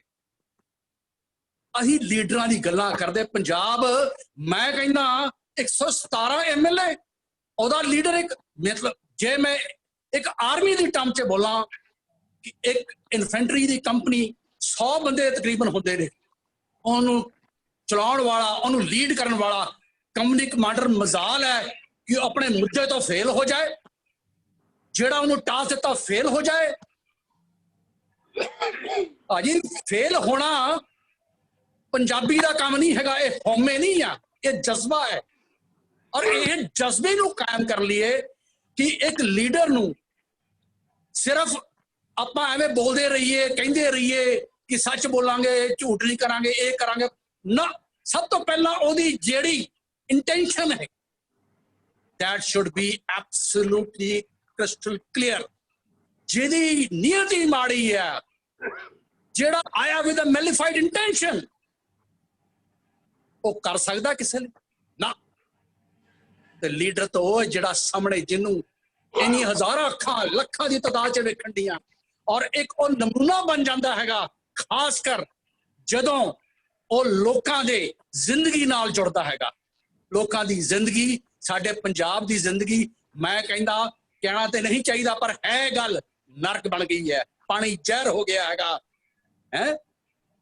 ਮਤਲਬ ਸਮਝੋ ਕਿ ਮਜ਼ਾਕ ਹੋ ਰਿਹਾ ਹੈਗਾ ਕਿ ਜਿਹੜੀ ਜ਼ਹਿਰੀਲੀ ਸ਼ਰਾਬ ਦੇ ਉੱਤੇ ਮਰ ਰਹੇ ਨੇ, ਔਰ ਭਾਸ਼ਣ ਤੇ ਭਾਸ਼ਣ। This is not at all acceptable. So that is why I say, ਮੈਂ ਕਹਿੰਦਾ ਭਾਜੀ ਗੱਲ ਹੈਗੀ ਕਿ ਲੀਡਰ ਕਿਹੜਾ ਚਾਹੀਦਾ? ਲੀਡਰ ਜਿਹੜਾ ਮੋਟੀਵੇਟ ਕਰੇ, ਜਿਹੜਾ ਸਟਿਮੂਲੇਟ ਕਰੇ, ਜਿਹੜਾ ਮੋਢੇ ਤੇ ਮੋਢਾ ਨਾਲ ਲਾ ਕੇ ਚਲੇ। ਉਹ ਲੀਡਰ ਸਿਰਫ ਇਹ ਨਹੀਂ ਕਿ ਸਿਰਫ ਗੱਲ ਕਰੇ, ਭਾਸ਼ਣ ਦੇ ਦੇ। ਲੀਡਰਸ਼ਿਪ ਇੱਕ ਚੀਜ਼ ਹੁੰਦੀ ਹੈ, ਦੋ ਚੀਜ਼ਾਂ ਜਿਹੜੀ ਬਹੁਤ ਵੱਡੀ ਕੁਆਲਿਟੀ ਹੈ, ਇੰਸਟਿੰਕਟਿਵ ਕੁਆਲਿਟੀ ਐਂਡ ਇੰਟਿਊਟਿਵ ਐਬਿਲਿਟੀ। ਇਹ ਜਿਹੜੀ ability, this ability is very critical. ਜੇ ਉਹਦੇ 'ਚ ਉਹ ਲੀਡਰ 'ਚ ਜਿਹੜਾ ਇਹ ਚੀਜ਼ ਨਹੀਂ ਹੈਗੀ ਆ, ਉਹ ਰੀਡ ਨਹੀਂ ਕਰ ਸਕਦਾ, ਉਹ ਸਮਝ ਨਹੀਂ ਸਕਦਾ। ਆਪਾਂ ਪਿੰਡਾਂ 'ਚ ਜਾਂਦੇ ਨੇ, ਹਾਂ ਜੀ, ਬੜੇ ਹੱਥ ਜਿੱਦਾਂ ਜੋੜ ਕੇ, ਜਿੱਦਾਂ ਕਿ ਅਸੀਂ ਖੈਰਾਤ ਵੰਡਣ ਆਏ ਨੇ। ਅਸੀਂ ਖੈਰਾਤ ਨਹੀਂ ਵੰਡਣ ਆਏ, ਅਸੀਂ ਉਹਦੇ ਕੋਲ ਖੜਾ ਹੋਣਾ ਚਾਹੁੰਦੇ, ਖਲੋਣਾ ਚਾਹੁੰਦੇ ਨੇ ਕਿ ਦੱਸ ਬਲਵੰਤ ਰਾਮ ਲਾਲ ਰਾਮ ਮਸੀਹ तेरा ਮਸਲਾ ਕੀ ਹੈ ਅਸੀਂ ਹੱਲ ਕਰਾਂਗੇ। ਇਹ ਗੱਲ ਹੈ, ਇਹੋ ਜਿਹਾ ਜਜ਼ਬਾ। ਔਰ ਇਹ ਜਜ਼ਬੇ ਲਈ ਜ਼ਰੂਰੀ ਹੈਗਾ ਆਪਣੀ ਅੰਤਰ, अपनी अंदर दी गल समझना, पहला पहचान कि तेरी नीयत किदां दी, नीयत नूं ठीक कर, सब कुछ ठीक हो जाना। और रही गल पंजाब दे पूरे हालात दी, देखो असी बार बार ओही गल्लां करदे ने, हिस्टरी च जांदे ने, विक्टम कार्ड खेडदे ने। कई बारी तरस आउंदा हैगा ये विक्टम कार्ड की हुंदा है। अज जे वेखिए पंजाब दी जेड़े अज फिर भी असी खुशहाल ने, अज मैं वेखदा जेड़े पिछे 4-5 महीने पहले जेड़े मजदूर तुरदे जा रहे सी तत्ती लू च धुप च, और सानू ते विरसे च इहो जी चंगी सौगात मिली है, इहो जे चंगे काम जेड़े साडे बाबियां ने बुजुर्गां ने कीते ने ते सांभीए हुण। मैं ते कहंदा नौजवानां नूं कि संभलो, बच्चों संभालो अपने पंजाब नूं, ना रुलन दो, अगे आ जाओ। बहुत मसले ने, बहुत गल्लां हैगियां, पर सिर्फ एक लीडर दे नाल होर लीडर जुड़े ने जेड़े 117 तुसीं MLA कहंदे हो। हर बंदा बेदाग होना चाहिए। जदों मैं 40 साल दी नौकरी दे बाद आया ते सब तो पहली बार मैं तो पूछी गई भी कैप्टन साहब की तुसीं, मैं क्या पूरी जिंदगी के बेदाग रहा। ये बेदाग कोई होमे नहीं है, और ये बेदाग रहना एक मेडल तो घट नहीं हैगा, बेसिक ड्यूटी है। This is the basic duty, yes. So now if you go by the essence of leadership, there are so many leadership qualities, pretty core, you can talk in length. Leadership because असी हसदे खेड़दे बंदे ने। एक leader जड़ा हसदा हैगा, मुस्कुराउंदा हैगा, मुसीबत च भी पंजाबी ने हाँ भी की हाल है, बेशक टुटिया यार हाल ते माड़ा पर कर जांगे, फट्टे चक देंगे, ये गल है। दसो किहड़ी घाट है तुझ अज जेड़ा असी आपां डिस्कस कर रहे ने। मैं कहंदा लाओ हथ, सोना हैगा और सारे लीडर मौजूद ने साडे कोल, नौजवान मौजूद है। सिर्फ नौजवान नूं एक हैगा कि वो गुमराह हो रहा है, वो ये सोच रहे हैं कि की हो की रहा है, वो देखते सारी मायूस हो जाता है। क्यों नहीं वो हल बांधा हुण खेतां जाके, क्यों नहीं वो करता है जेड़ा देखो बाहर जाण करदा। खैर जाना कोई ठीक है, जाना कोई असी खुदे खिलाफ नहीं है, असी बिल्कुल नाल है ने। बट सब तो वड्डी जेड़ी चीज हैगियां कि ये नौजवान दी जेड़ी ओदी जेड़ी जड़ चेतना उन्हें जगाना कि भाईया तेरे नाल असी ने। देख मैं बुजुर्ग हां, हुण भी मेरे ढिड च अग आ, वो अग हैगी, मैनू कह मैं तेरे नाल चलदा हैगा।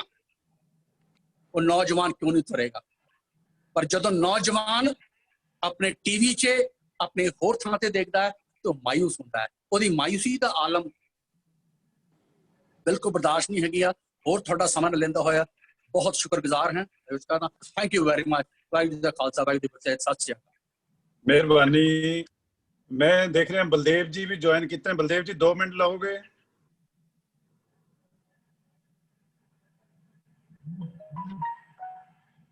बलदेव जी अनम्यूट कर लो।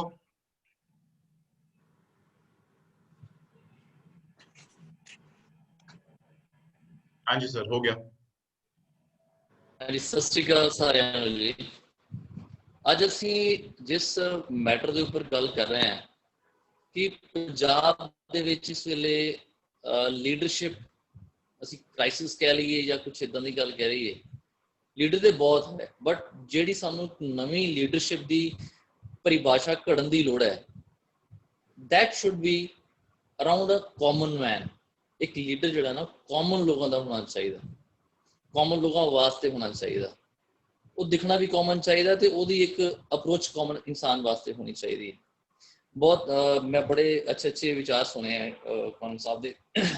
सारिਆਂ ਦਾ यही विचार सी कि ਅਸੀਂ एक ब्लैसड प्लेस में बिलोंग करते हैं। पंजाब दुनिया का इस अर्थ का इस तरह का प्लेस है जिन्हों रब ने बहुत कुछ बख्शा है, पर वो अज इन्नी कि ज्यादा दुर्गति का सामना कर रहा है जिदा कोई कंडा नहीं। ਅਸੀਂ ਲੋਕ ਨਿਊਮਰਸ ਪ੍ਰੋਬਲਮਸ ਨੂੰ ਫੇਸ ਕਰ ਰਹੇ ਹਾਂ। ਭਾਰਦਵਾਜ ਸਾਹਿਬ ਵੱਲੋਂ ਮੈਂ ਬਹੁਤ ਜ਼ਿਆਦਾ ਆਸ ਲਾਈ ਹੈ ਅਸੀਂ ਸਾਰਿਆਂ ਨੇ ਕਿ ਉਹ ਜ਼ਰੂਰ ਇੱਕ ਚਾਣਕੇ ਦੀ ਭੂਮਿਕਾ ਨਿਭਾਉਂਦੇ ਹੋਏ ਇੱਕ ਬਹੁਤ ਵਧੀਆ ਸੇਧ ਜਿਹੜੀ ਹੈ ਉਹ ਪੰਜਾਬ ਨੂੰ ਦੇਣਗੇ। ਸਾਨੂੰ ਇਸ ਵੇਲੇ ਸਿਰਫ 117 ਲੀਡਰ ਨਹੀਂ, ਸਾਨੂੰ ਇੱਕ ਲੀਡਰਸ ਦੀ ਫੌਜ ਚਾਹੀਦੀ ਹੈ, from panchayat level to Vidhan Sabha ਤੱਕ। ਔਰ ਉਸ ਤੋਂ ਵਿੱਚੋਂ ਸਾਡੇ ਕੁਝ ਬੰਦੇ MLA MP ਜਿਹੜੇ ਹੈਗੇ ਉਹ ਵੀ ਸੈਂਟਰ 'ਚ ਵੀ ਜਾਣਗੇ। ਇਸ ਸਾਰੇ ਸਿਸਟਮ ਦੇ ਵਿੱਚ ਇੱਕ ਕਮੇਟੀ, ਜਿਸ ਕਮੇਟੀ ਦਾ ਜ਼ਿਕਰ ਜਿਹੜਾ ਹੈ ਐਥਿਕਸ ਕਮੇਟੀ ਦਾ ਜ਼ਿਕਰ CM ਲਖਨਪਾਲ ਜੀ ਨੇ ਕਿਹਾ ਸੀ, ਉਹ ਜ਼ਰੂਰ ਫਾਰਮ ਹੋਣੀ ਚਾਹੀਦੀ ਹੈ, ਕਿਉਂਕਿ ਇੱਕ ਮਿਸ਼ਨ ਹੋਣਾ ਚਾਹੀਦਾ। ਸਾਡਾ ਜਿਹੜਾ ਸਿਸਟਮ ਹੈ ਉਹ ਇਸ ਤਰ੍ਹਾਂ ਦਾ ਹੋਏ, ਉਹਦੇ ਵਿੱਚ ਜਿਹੜਾ ਵੀ ਬੰਦਾ ਆਏ ਉਹ ਸਰਕਾਰ ਦੇ ਲਈ ਇੱਕ ਪਾਵਰ ਲਈ ਨਾ ਆਏ, ਬਲਕਿ ਇੱਕ ਸਰਵਿਸ ਲਈ ਆਏ। ਮੋਟਿਵ ਜਿਹੜਾ ਹੈ ਉਹ ਪਹਿਲਾਂ ਹੀ ਕਲੀਅਰ ਹੋਣਾ ਚਾਹੀਦਾ, ਔਰ ਉਸ ਬੰਦੇ ਦੀ ਸਕਰੂਟਨੀ ਜਿਹੜੀ ਹੈ ਬਹੁਤ ਬੇਸਿਕ ਲੈਵਲ ਤੇ ਹੋ ਜਾਏ ਤੇ ਜ਼ਿਆਦਾ ਅੱਛਾ ਹੈ। ਔਰ and I am really hopeful ਜਿਸ ਤਰ੍ਹਾਂ ਦਾ ਪਲੇਟਫਾਰਮ ਬਣ ਰਿਹਾ ਹੈ ਕਿ ਅਸੀਂ ਆਉਣ ਵਾਲੇ ਸਮੇਂ 'ਚ ਸਾਰਾ ਕੁਝ ਕਰਨ ਲਈ ਟਾਈਮ ਜ਼ਰੂਰ ਲੱਗੇਗਾ, ਓਵਰਨਾਈਟ ਕੁਝ ਨਹੀਂ ਹੋਣਾ, but with the association of good people ਅਸੀਂ ਜ਼ਰੂਰ ਇਸ ਮੁਕਾਮ ਤੇ ਪਹੁੰਚਾਂਗੇ ਕਿ ਅਸੀਂ ਕੋਈ ਨਾ ਕੋਈ ਦਾ ਹੱਲ ਜ਼ਰੂਰ ਲੱਭਾਂਗੇ ਕਿ ਪੰਜਾਬ ਨੂੰ ਅਪਲਿਫਟ। ਅੱਜ ਤੱਕ ਵੀ ਜੇ ਅਸੀਂ ਗੱਲ ਕਰੀਏ ਤੇ ਚਾਹੇ ਕਿੰਨੇ ਵੀ ਤਸ਼ੱਦਦ ਹੋਏ ਹੋਣ, ਪੰਜਾਬ ਅੱਜ ਵੀ one of the wonderful place on earth. ਇਹਨੂੰ ਕਿਤੇ ਵੀ ਲਿਜਾਇਆ ਜਾ ਸਕਦਾ ਹੈ, ਸਿਰਫ ਔਰ ਸਿਰਫ ਇੱਕ ਸਟੀਅਰਿੰਗ ਕਰਨ ਦੀ ਲੋੜ ਹੈ। ਸਿਰਫ ਸਾਨੂੰ ਲੀਡਰਸ਼ਿਪ ਦੀ ਲੋੜ ਹੈ, ਅੱਛੀ ਲੀਡਰਸ਼ਿਪ ਦੀ, ਜਿਹੜੀ ਲੋਕਾਂ ਦੇ ਲਈ ਵਰਕ ਕਰੇ, ਸਾਡੀ ਪਲੇਸ ਨੂੰ ਆਰਗੇਨਾਈਜ਼ ਕਰੇ। ਔਰ ਆਈ ਐਮ ਡੈਮ ਸ਼ੋਰ ਕਿ ਸਾਰਾ ਕੁਝ ਬਹੁਤ ਜਲਦੀ ਹੋਏਗਾ with the association of all these good people. Thank you. Thank you, Dev ji. Thank you. Bhai Sardar Pragat Singh ji.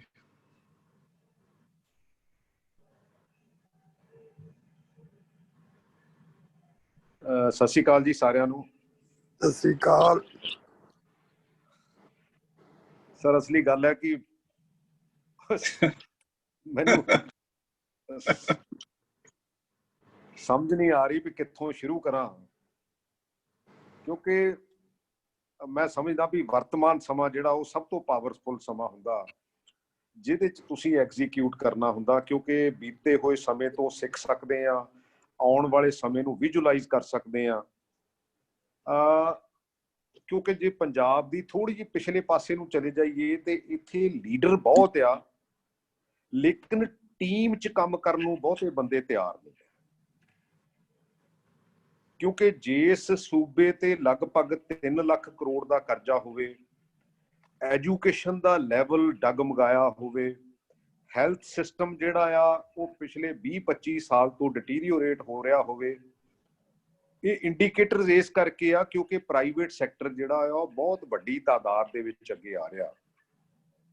ਔਰ ਜਿਸ ਸੂਬੇ ਦਾ ਕਿਸੇ ਟਾਈਮ ਪਾਣੀ ਮਿੱਠਾ ਹੋਵੇ, ਮਿੱਟੀ ਜ਼ਰਖੇਜ਼ ਹੋਵੇ ਤੇ এনवायरमेंट ਵਧੀਆ ਹੋਵੇ ਤੇ ਉਹਨੂੰ ਅਸੀਂ 72-73 ਸਾਲਾਂ ਦੇ ਵਿੱਚ ਉੱਥੇ ਪਹੁੰਚਾਤਾ ਹੋਵੇ ਤੇ ਫਿਰ ਵੀ ਅਸੀਂ ਆਪਣੇ ਆਪ ਨੂੰ ਵਿਜ਼ਨਰੀ ਗਿਣੀਏ, ਤਾਂ ਫਿਰ ਮੈਨੂੰ ਲੱਗਦਾ ਵੀ ਸਾਡੇ 'ਚ ਬਹੁਤ ਕਮੀਆਂ ਪੇਸ਼ੀਆਂ ਜਿਹੜੀਆਂ ਉਹ ਹੈਗੀਆਂ। ਹੁਣ ਗੱਲ ਇਹ ਹੈ ਕਿ ਇੱਥੋਂ ਆਪਾਂ ਦੁਬਾਰਾ ਰਿਵਾਈਵ ਕਰਨਾ, ਇਹਨੂੰ ਦੁਬਾਰਾ ਕਿਵੇਂ ਅੱਗੇ ਲੈ ਕੇ ਜਾ ਸਕਦੇ ਹਾਂ। ਕਿਉਂਕਿ ਜਦੋਂ ਕਿਤੇ ਸਰਦਾਰ ਗਿਆਨੀ ਜੈਲ ਸਿੰਘ ਹੋਣੀ ਸੀਗੇ ਤੇ ਦਰਬਾਰਾ ਸਿੰਘ ਹੋਣੀ ਉਹਦੀਆਂ ਲੱਤਾਂ ਖਿੱਚੀ ਜਾਂਦੇ ਸੀ। ਅੱਛਾ, ਹੋਰ ਵੀ ਸਮੇਂ ਤੇ ਕਿਉਂਕਿ ਮੈਨੂੰ ਐ ਲੱਗਦਾ ਹੁੰਦਾ ਵੀ ਟੀਮ ਤੋਂ ਬਿਨਾਂ ਪੰਜਾਬ ਨੇ ਅੱਗੇ ਨਹੀਂ ਆਉਣਾ। ਇਹ ਤਾਂ ਕਲੈਕਟਿਵ ਐਫਰਟ ਹੋਣੇ ਚਾਹੀਦੇ ਆ, ਕਿਉਂਕਿ ਜੋਸ਼ ਤੇ ਹੋਸ਼ ਦਾ ਸੁਮੇਲ ਹੈ। ਜਿੰਨਾ ਚਿਰ ਜੋਸ਼ ਨਹੀਂ ਹੈ ਤੁਸੀਂ ਤਾਂ ਵੀ ਸਕਸੈਸਫੁਲ ਨਹੀਂ ਹੈ।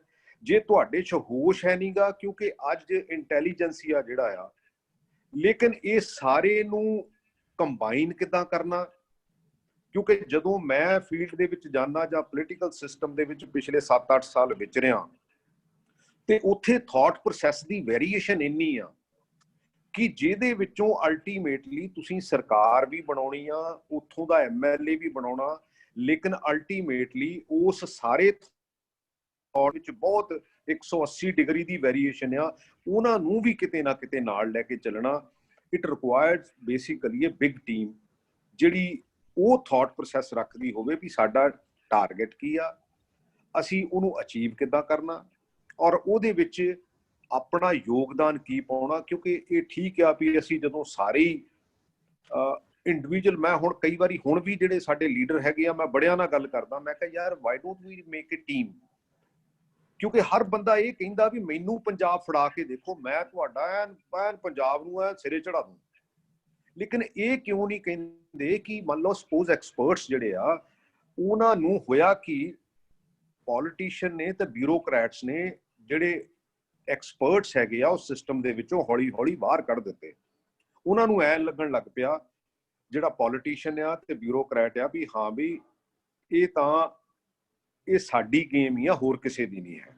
ਕਿਉਂਕਿ 20-25 ਸਾਲ ਮੈਂ ਪਿਛਲੀ ਮੀਟਿੰਗ ਦੇ ਵਿੱਚ ਵੀ ਕਿਹਾ ਸੀ, ਜਦੋਂ ਕੋਈ ਕਿਸੇ ਦੇ ਗੋਡੀ ਹੱਥ ਲਾ ਕੇ, ਕੋਈ ਕਿਸੇ ਦੇ ਗੋਡੀ ਹੱਥ ਲਾ ਕੇ, ਕਿਉਂਕਿ ਉਹਦੀ ਆਪਣੀ ਰੀੜ ਦੀ ਹੱਡੀ ਨਹੀਂ ਹੁੰਦੀ, ਤੇ ਜਦੋਂ ਉਹ ਤੇ ਫਿਰ ਉਹਨੂੰ ਕਿਤੇ ਨਾ ਕਿਤੇ ਇਹ ਲੱਗਦਾ ਹੁੰਦਾ ਵੀ ਹਾਂ ਵੀ ਮੈਂ ਆ ਪਿਛਲਾ ਸਮਾਂ ਇਦਾਂ ਦਾ ਕੱਢ ਕੇ ਆਇਆ, ਤੇ ਉਹਨੇ ਗੱਲਾਂ ਗੁੱਲਾਂ ਆਲੇ ਦੁਆਲਿਓਂ ਬਹੁਤ ਸੁਣੀਆਂ ਹੁੰਦੀਆਂ।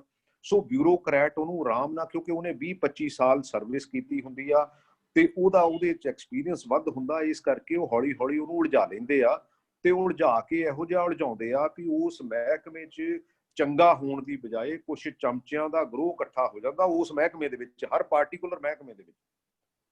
ਇਹਦੇ ਵਿੱਚ ਸਾਨੂੰ ਮਾਈਂਡ ਸੈਟ ਚੇਂਜ ਕਰਨ ਲਈ ਬਹੁਤ ਵੱਡੀ ਜਿਹੜੀ ਸਟਰਗਲ ਦੀ ਜ਼ਰੂਰਤ ਆ, ਬਹੁਤ ਵੱਡੀ ਮਿਹਨਤ ਦੀ ਜ਼ਰੂਰਤ ਹੈਗੀ ਆ ਕਿ ਇਹਨੂੰ ਕਿੱਥੋਂ ਸ਼ੁਰੂ ਕਰਨਾ, ਕਿਉਂਕਿ ਕਰਪਸ਼ਨ ਮੇਰਾ ਖਿਆਲ ਹੈ ਵੀ ਇਸ ਲੈਵਲ ਤੱਕ ਆ ਗਈ ਆ ਵੀ ਹੁਣ ਜਿਹੜਾ 3 ਲੱਖ ਇੰਪਲੋਈ ਹੈਗਾ ਪੰਜਾਬ ਦਾ, ਮੈਂ ਨਹੀਂ ਕਹਿੰਦਾ ਉਹਦੇ ਚ ਇਮਾਨਦਾਰ ਹੈ ਨਹੀਂ, ਹੈਗੇ ਆ ਥੋੜੇ ਬਹੁਤੇ, ਲੇਕਿਨ ਬਹੁਤ ਨੈਗਲੀਜੀਬਲ ਆ। ਉਹਨਾਂ ਨੂੰ ਐ ਲੱਗਦਾ 29 ਤਰੀਕ ਨੂੰ ਤਨਖਾਹ ਤਾਂ ਸਾਨੂੰ ਮਿਲਣੀ ਚਾਹੀਦੀ ਹੈ, ਤਾਂ ਸਾਡਾ ਬੋਨਸ ਆ, ਤੇ ਨੌਕਰੀ ਕਰਨ ਦੇ ਜਾਂ ਕੰਮ ਕਰਨ ਦੇ ਅਸੀਂ ਪੈਸੇ ਲਵਾਂਗੇ।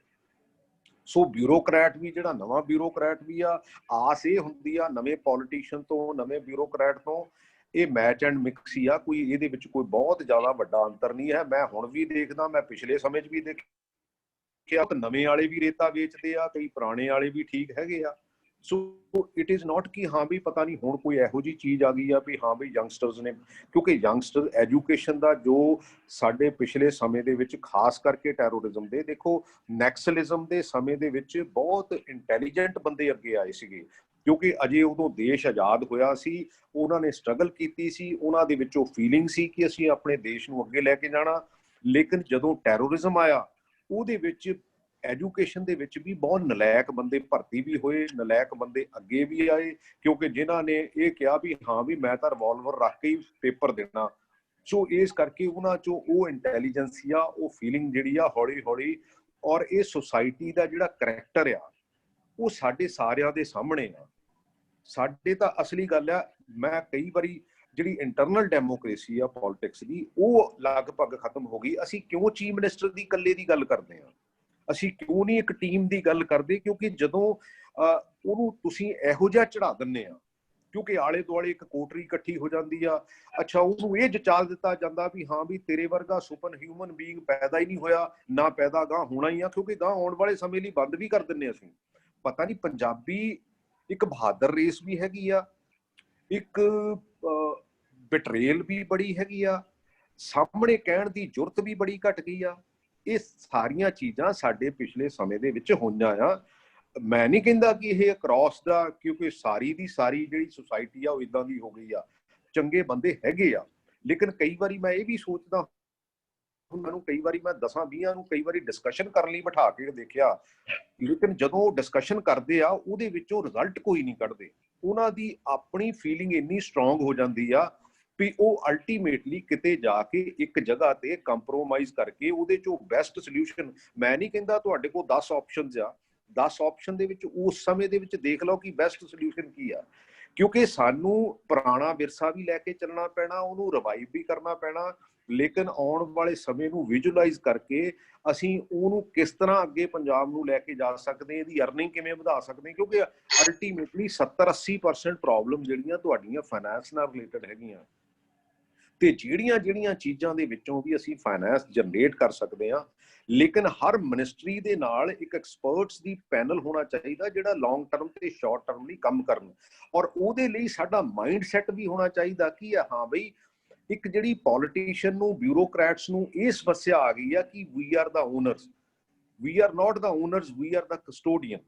ਕਿਉਂਕਿ ਜੇ ਅਸੀਂ ਕਸਟੋਡੀਅਨ ਦੇ ਤੌਰ ਤੇ ਕੰਮ ਕਰਾਂਗੇ ਤਾਂ ਸਾਡਾ ਇਹ ਫਰਜ਼ ਬਣਦਾ, ਸਾਡੀ ਉਹ ਜਿਹੜੀ ਥਾਟ ਪ੍ਰੋਸੈਸ ਹੈਗੀ ਆ ਕਿ ਹਾਂ ਵੀ ਮੈਂ ਬੈਟਨ ਜਿਹੜੀ ਆ ਅਗਲੇ ਪਲੇਅਰ ਨੂੰ ਦੇ ਕੇ ਜਾਣੀ ਆ ਔਰ ਚੰਗੇ ਪਲੇਅਰ ਨੂੰ ਦੇ ਕੇ ਜਾਣੀ ਆ ਤਾਂ ਕਿ ਇਹ ਪੰਜਾਬ ਨੂੰ ਅਗਲੇ ਪਾਸੇ ਲੈ ਕੇ ਜਾ ਸਕੇ।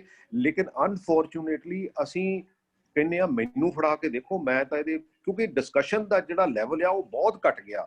ਪਹਿਲੀ ਗੱਲ ਡਿਸਕਸ਼ਨ ਹੁੰਦੀ ਨਹੀਂ। ਆ ਵਿਧਾਨ ਸਭਾ ਦੇ ਸੈਸ਼ਨ ਆ, ਹਰ ਸਰਕਾਰ ਦੀ ਇਹ ਕੋਸ਼ਿਸ਼ ਹੁੰਦੀ ਆ ਵੀ 2 ਦਿਨਾਂ 'ਚ 3 ਦਿਨਾਂ 'ਚ।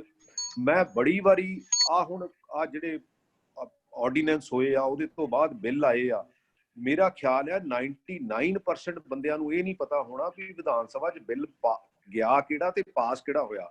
ਮੈਂ 3-4 ਚਿੱਠੀਆਂ ਈਵਨ ਕਿ ਸਪੀਕਰਸ ਨੂੰ, ਪਿਛਲੇ ਨੂੰ ਵੀ ਹੋਣ ਵਾਲੇ ਨੂੰ ਵੀ, ਬਈ 15 ਦਿਨ ਦਾ ਕਰ ਲਓ, ਕਮ ਸੇ ਕਮ ਜਿਹੜਾ ਬਿੱਲ ਆ ਉਹਦੀ ਕਾਪੀ ਸਾਨੂੰ 10-15 ਦਿਨ ਪਹਿਲਾਂ ਦੇ ਦਿਓ, ਅਸੀਂ ਪੜ੍ਹ ਲਈਏ, ਕਿਸੇ ਕੋਲੋਂ ਸਮਝ ਲਈਏ ਜਿਹੜੇ ਉਸ ਫੀਲਡ ਦੇ ਐਕਸਪਰਟਸ ਹੈਗੇ ਆ, ਤਾਂ ਕਿ ਉਹਦੀ ਡਿਸਕਸ਼ਨ ਹੋ ਜਾਵੇ।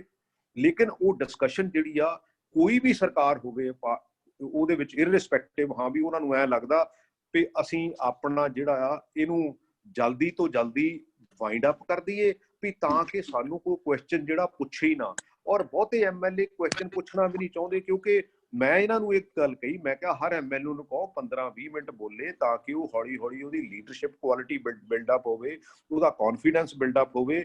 ਉਹਦੇ ਨਾਲ ਹੋਊਗਾ ਕੀ ਕਿ ਉਹ ਰਿਕਾਰਡ ਦਾ ਹਿੱਸਾ ਬਣੂਗਾ। ਜਦੋਂ ਰਿਕਾਰਡ ਦਾ ਹਿੱਸਾ ਬਣੂਗਾ ਉਹ ਪਬਲਿਕ 'ਚ ਜਾ ਕੇ ਕਹਿਣ ਜੋਗਾ ਹੋਊਗਾ, ਆਫੀਸਰ ਉਹਨੂੰ ਸੁਣਨ ਜੋਗੇ ਹੋਣਗੇ ਵੀ ਹਾਂ ਵੀ ਇਹਨੇ ਵਿਧਾਨ ਸਭਾ ਦੇ ਵਿੱਚ ਵੀ ਇਹ ਗੱਲ ਕੀਤੀ ਸੀਗੀ। ਔਰ ਕਿਤੇ ਨਾ ਕਿਤੇ ਉਹਦੇ ਰਿਜ਼ਲਟ ਜਿਹੜੇ ਉਹ ਬੈਟਰ ਹੋਣ ਦੀ ਜਿਹੜੀ, ਕਿਉਂਕਿ ਡੈਮੋਕ੍ਰੇਸੀ ਦਾ ਅਲਟੀਮੇਟਲੀ ਬਹੁਤੇ ਕੰਟਰੀਆਂ ਦੇ ਵਿੱਚ, ਕਿਉਂਕਿ ਮੇਰੇ ਨਾਲੋਂ ਸਾਰੇ ਹੀ ਲਰਨਰਡ ਬੰਦੇ, ਮੇਰੇ ਨਾਲੋਂ ਸਾਰੇ ਜਿਹੜੇ ਉਸ ਲੈਵਲ ਦੇ ਐਕਸਪੀਰੀਅੰਸਡ ਬੰਦੇ ਬੈਠੇ ਹੈਗੇ ਆ, ਜਿੱਥੇ ਸ਼ੈਡੋ ਮਿਨਿਸਟਰੀਜ਼ ਵੀ ਹੁੰਦੀਆਂ ਉੱਥੇ ਕੁਐਸਚਨਿੰਗ ਹੁੰਦੀ ਆ। ਈਵਨ ਕਿ ਕੈਨੇਡਾ ਵਰਗੇ ਕੰਟਰੀ ਦੇ ਵਿੱਚ ਮੈਂ ਪਿਛਲਾ ਵੀ ਉਸ ਮਿਨਿਸਟਰ ਨੂੰ 3 ਇਨਸਟੈਂਟ ਜਿਹੜੇ ਕੁਐਸਚਨ ਆ ਉਹ ਕੀਤੇ ਜਾ ਸਕਦੇ ਵਿਦਆਊਟ ਐਨੀ ਐਡਵਾਂਸ ਨੋਟਿਸ। ਲੇਕਿਨ ਸਾਡੇ ਤਾਂ 15 ਦਿਨ ਪਹਿਲਾਂ, ਕਿਉਂਕਿ ਸਾਡੇ ਵਾਲੇ ਮਿਨਿਸਟਰ ਨੂੰ ਇਹ ਪਤਾ ਹੈਗਾ ਵੀ ਮੈਨੂੰ ਕੁਝ ਨਹੀਂ ਪਤਾ ਮਹਿਕਮੇ ਬਾਰੇ, ਮੈਨੂੰ ਤਾਂ ਮਹਿਕਮਾ ਦੱਸੂਗਾ ਤੇ ਤਾਂ ਜਾ ਕੇ ਮੈਂ ਜਿਹੜਾ ਉੱਥੇ ਜਿਹੜਾ ਆਨਸਰ ਕਰੂੰਗਾ। ਔਰ ਉਹ ਵੀ ਟਿਪੀਕਲ ਜਿਹਾ ਆਨਸਰ ਹੁੰਦਾ ਬਾਬੂਆਂ ਦਾ ਬਣਾਇਆ, ਜਿਹਦੇ ਵਿੱਚ ਕੋਈ ਲੈਂਥੀ ਡਿਸਕਸ਼ਨ ਨਹੀਂ ਹੁੰਦੀ, ਉਹਦੇ ਵਿੱਚੋਂ ਨਿਕਲਦਾ ਕੁਝ ਨਹੀਂ ਹੈ।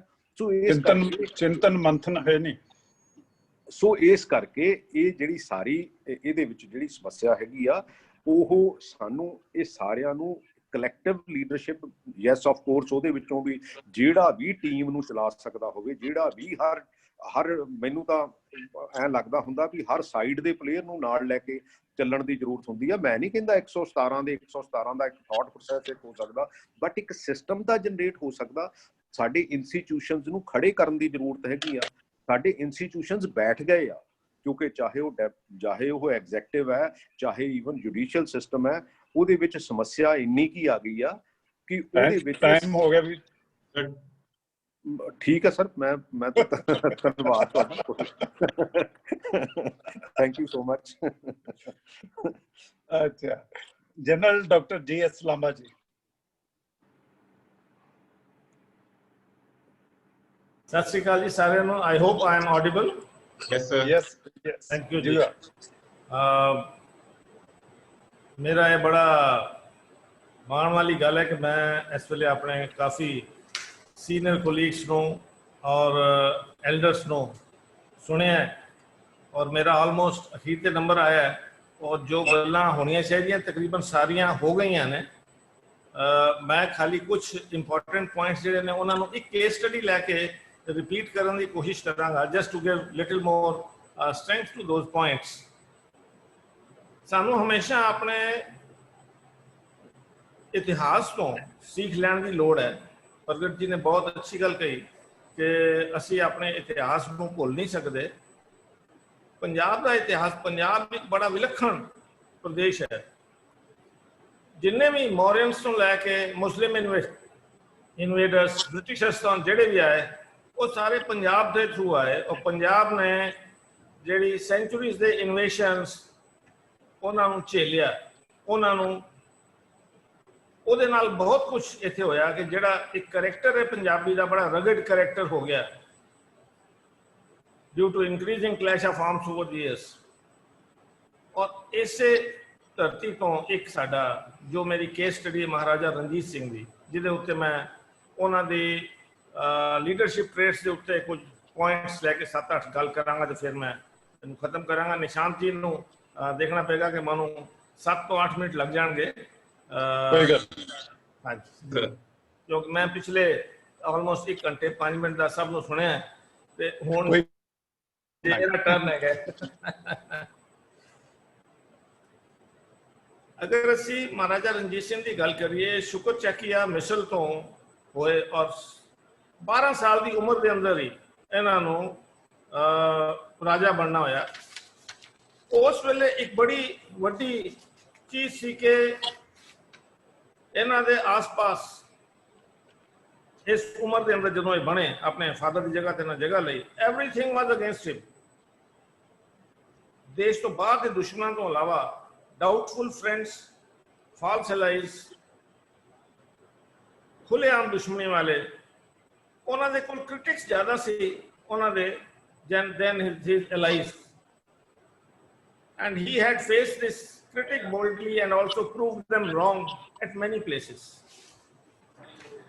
उन्होंने जेडे कुछ ट्रेड्स ने जिन्हां उत्ते सानू देखण दी गल है कि साडे होण दे जेडी लीडरशिप उत्थे तो की सीख सकदी है। विजनरी आउटलुक एंड इनिशिएटिव की गल हुई है कि जदों भी किसी बंदे नूं एक अथॉरिटी की पोजीशन ते रखा जाता है, उन्होंने उस ऑर्गेनाइजेशन नूं लीड करने की लोड़ होंदी है और चेंज करने की लोड़ होंदी है, क्योंकि चेंज एक कंटिन्यूअस प्रोसेस है। और इस चेंज के अंदर किस तरह उन्होंने करना है, vision plays a very important role in managing the change.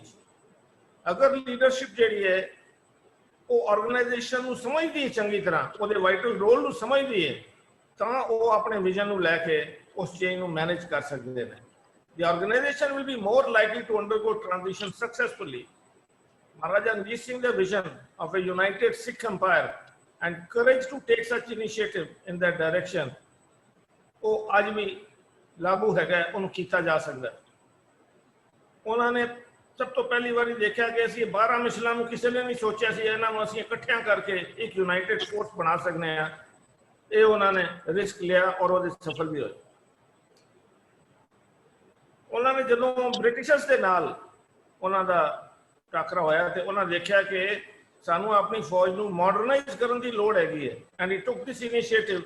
उन्होंने कई बाहर के जनरल्स को, बाहर के एक्सपर्ट्स को बुला के अपनी फौज को ट्रेन कराया और जो वैसटर्न फौज सी उन्होंने बराबर उन्होंने लैके आंदा। ये उन्होंने विजन हैगा सी। रियलिस्टिक होना अज के डायनामिक वर्ल्ड के अंदर बहुत जरूरी है कि one has to be realistic and not idealistic. Until Maharaja Ranjit Singh marched his forces into Lahore and made it a Sikh territory, it was considered beyond the reach of any person. And this is, he could do it because he knew the strength of his own people and he took them to this. Punjab के अंदर जड़ी एक religious और demographic composition की variation उस वेले भी सी, हुण भी हैगी। उस वेले जिस तरह कुछ इतिहासकार कहते ने 9%, कोई कहते ने 12 या 14% जी सिखा की पॉपूलेशन सी पंजाब के अंदर, जिदे अगेंस्ट तकरीबन 45 तो 50% मुसलमान सन और तकरीबन 42% हिंदू सन। Maharaja Ranjit Singh was realistic about the situation that he could neither deny Sikhs considerable authority under Sikh rule nor deny the others a suitable representation. इस चीज को उन्होंने देखते हुए अपने जेडे अलग अलग महकमे अलग अलग एक्सपर्ट्स को दिते, ना कि किसी एक पर्टिकुलर सिख नूं या हिंदू नूं या मुसलमान नूं दिते। उन्होंने एक्सपर्ट्स नूं जिन्हां दा विजडम, जिन्हां दा एक्सपीरियंस वाज टाइम प्रूवन, उन्होंने जगह दी। मैं वो ज्यादा डिटेल विच नहीं जावांगा क्योंकि समा थोड़ा घट है। इंटेलिजेंस जी चाहिए है। He said, "My sword procures me all the distinctions that I desire." Sometimes the difference between effectiveness and failure lies in how exactly a tool is used. Difference between effectiveness and failure lies in the use of tool, as bigger and better doesn't guarantee success. Intelligence, however, can turn an apparent disadvantage into a win. Well-trained person with a simple tool can be much more effective than a less trained person with an expensive and more impressive tool. This has to be understood by the leaders. ਉਹਨਾਂ ਦੇ ਰਾਜ ਦੇ ਅੰਦਰ there were no buildings or monuments which bore Maharaja Ranjit Singh's name, and the seal of government likewise bore no reference to him. मैं बिना किसी ना ले मैं कहना चाहूँगा कि आजकल ਅਸੀਂ एक मिशन ਦੇ ਉੱਤੇ ਕਿਸੇ पर्टिकुलर ਬੰਦੇ ਦੀ फोटो लगा के उस चीज ਨੂੰ ਅਸੀਂ एक वन मैन आर्मी दिखाना चाहते हैं, उस तो सोचने की लोड़ है। Sense of responsibility. It is one thing to make decisions, but it is entirely a different scenario to live with those decisions. Similarly, on a failure, a leader must accept his responsibility for the failure. At the same time, on succeeding, it is important to reward his team and give them all the credit. Sense of responsibility ਦੇ ਵਿੱਚ ਉਹਨਾਂ ਦੇ ਜੀਵਨ ਦੇ ਵਿੱਚੋਂ ਇੱਕ ਦੋ ਘਟਨਾ ਨੂੰ ਮੈਂ ਮੈਂਸ਼ਨ ਕਰਨਾ ਚਾਹਾਂਗਾ ਕਿ ਉਹਨਾਂ ਦੇ ਰਾਜ ਤੋਂ ਪਹਿਲਾਂ ਕਸ਼ਮੀਰ ਦੇ ਅੰਦਰ ਜਿਹੜੇ ਵੀ ਟ੍ਰੇਡਰਸ ਸਨ they were not safe. Trade routes were unsafe and costly. ਜਿਹੜੇ ਕਸ਼ਮੀਰ ਤੋਂ ਇਕਵਿਪਮੈਂਟ ਬਣਦੇ ਸੀ, ਸ਼ਾਲਸ ਬਣਦੀਆਂ ਸੀ, ਉਹ ਰਸਤੇ 'ਚ ਲੁੱਟ ਲੈਂਦੇ ਸਨ robbers. Maharaja made special arrangements to safeguard the goods of the traders. ਕਈ ਜਗ੍ਹਾ ਤੇ ਉਹਨਾਂ ਨੇ ਖੁਦ ਇਹਨਾਂ ਚੀਜ਼ਾਂ ਦੀ ਇੰਸਪੈਕਸ਼ਨ ਕੀਤੀ ਭੇਸ ਬਦਲ ਕੇ। ਦੂਜਾ, though himself he was unlettered, he knew the importance of education. ਉਸ ਵੇਲੇ ਤਕਰੀਬਨ ਅਲੱਗ-ਅਲੱਗ ਕਮਿਊਨਿਟੀਜ਼ ਦੇ over length and breadth of the then Punjab, there were about 1,20,000 students and more than 400 schools and madrasas. And it was his vision that these schools were attached to gurdwaras, mosques and temples, and they were made self-sufficient so that they don't have to depend upon grants from the government. Self-confidence and communication skills. एक दो साडे speakers ने इस चीज दे उत्ते भी चानना पाया है। आज the dynamic world ਦੇ ਅੰਦਰ there is no dearth of tricky situations where a leader will need to take tough decisions which possibly don't comply with the regular stance. Leaders today can take hints from the conduct of Maharaja Ranjit Singh and the way he handled such situations with confidence and captivating communication skills. ਭਾਵੇਂ ਇੰਨੇ ਜ਼ਿਆਦਾ ਪੜ੍ਹੇ ਲਿਖੇ ਨਹੀਂ ਸਨ, ਉਸ ਦੇ ਬਾਵਜੂਦ he was able to communicate very effectively to his subordinates, to his colleagues. Humanist and empathy. एक अंग्रेज इतिहासकार हेनरी प्रिंस ने लिखा है that never was so large an empire founded by one man with so little criminality. With so little criminality is to be marked. Maharaja Ranjit Singh proved himself consistently as a leader under whose rule the citizens could live in peace and tranquility. इस चीज ਨੂੰ ਅੱਜ ਦੇ leaders ਨੂੰ ਔਰ ਜਨਤਾ ਨੂੰ ਦੇਖਣ ਦੀ ਲੋੜ ਹੈ ਕਿ ਕਿੱਥੇ ਤੱਕ ਅੱਜ ਦੇ ਲੀਡਰ ਉਸ ਚੀਜ਼ ਤੇ ਖਰੇ ਉਤਰਦੇ ਹਨ। Selecting a good team, just last 1.5 minutes. Selecting a good team, the placing of right person at the right job and at the right time is a continuous challenge faced by leaders today. Ranjit Singh made sure that the men he chose from different faiths, beliefs and persuasions served him well. He chose an able and trusted man to take charge of Peshawar, General Hari Singh Nalwa. Dinanath became the finance minister, a far-sighted, intelligent and well-educated person. Mr. Ramdayal for his day-to-day affairs with people, and Fateh Singh Ahluwalia guided on army matters. During the same periods, Darbar attracted the Fakir brothers who held very high offices under Ranjit Singh. So ਉਹਨਾਂ ਦੇ ਕੰਮ ਕਰਨ ਵਾਲੇ ਕਿਸੇ ਇੱਕ faith, ਕਿਸੇ ਇੱਕ region, ਕਿਸੇ ਇੱਕ religion ਦੇ ਨਹੀਂ ਸੀ. Ability to motivate people around, leading to turbulent times is placing motivation firmly back on the leadership agenda. Today's leaders understand the necessity of how their leadership style affects motivation and ultimately their performance. Maharaja Ranjit Singh's ability to motivate made him rise from the status of petty chieftain to become the most powerful Indian ruler of his time, ਜਿਹਦੇ against 40 ਸਾਲ ਤੱਕ ਅੰਗਰੇਜ਼ ਵੀ ਉਹਨਾਂ ਨੂੰ rule ਨਹੀਂ, ਉਹਨਾਂ ਨੂੰ ਹਰਾ ਨਹੀਂ ਪਾਏ। Last point is the ability to stand against critics. Today's leaders are exposed to external influences and pressures which are less predictable and more quickly come and go. It also means that they, as part of their job, will almost inevitably face criticism in many occasions. Successful leaders are aware of this, and they deal with criticism very constructively and see it as a normal part of their role. They use criticism as a fuel for improvement. ਇਹ ਕੁਝ ਉਹਨਾਂ ਦੇ ਰਾਜ ਦੇ ਵਿੱਚ ਜਿਹੜੇ ਉਹਨਾਂ ਦੇ leadership trait ਸਾਹਮਣੇ ਆਏ ਸੀ, ਸਾਨੂੰ ਇਹਨਾਂ ਤੋਂ ਸਿੱਖ ਲੈਣ ਦੀ ਲੋੜ ਹੈਗੀ ਹੈ। And I fully agree with my number of predecessors who spoke ਕਿ ਇਸ ਦੇ ਉੱਤੇ ਚਿੰਤਨ ਮੰਥਨ ਕਰਕੇ ਜਦ ਤੱਕ ਇੱਕ ਰਾਈਟ ਟੀਮ ਆਫ ਐਕਸਪਰਟਸ नहीं होंगी और ਉਹਦਾ इस्तेमाल नहीं होता अलग अलग महकमियां ਦੇ ਅੰਦਰ, we would not get a right kind of leadership.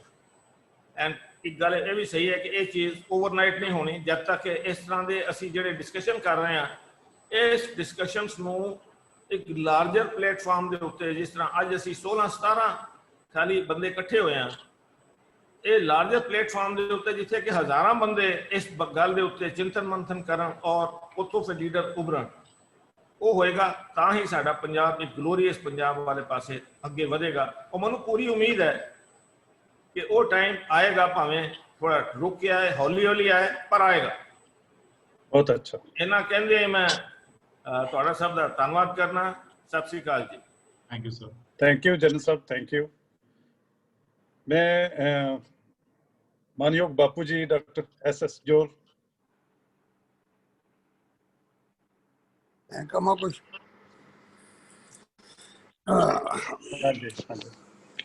ਦੇਖੋ, ਮੈਂ ਪਿਛਲਾ ਸੈਮੀਨਾਰ ਵੀ ਤੇ ਹੁਣ ਦਾ ਸੈਮੀਨਾਰ ਵੀ ਬਹੁਤ ਧਿਆਨ ਨਾਲ ਸੁਣਿਆ। ਬੜੀਆਂ ਅੱਛੀਆਂ ਗੱਲਾਂ ਕੀਤੀਆਂ। ਕਿੱਦਾਂ ਦਾ ਹੋਣਾ ਚਾਹੀਦਾ, ਉਹਦੀ ਕੀ ਵਿਜ਼ਨ ਹੋਣੀ ਚਾਹੀਦੀ ਆ, ਉਹਨੂੰ ਕੀ ਕਰਨਾ ਚਾਹੀਦਾ, ਇਹ ਸਭ ਕੁਛ ਆਪਾਂ ਪਿਛਲੀਆਂ ਐਗਜ਼ਾਮਪਲਾਂ ਦਿੱਤੀਆਂ।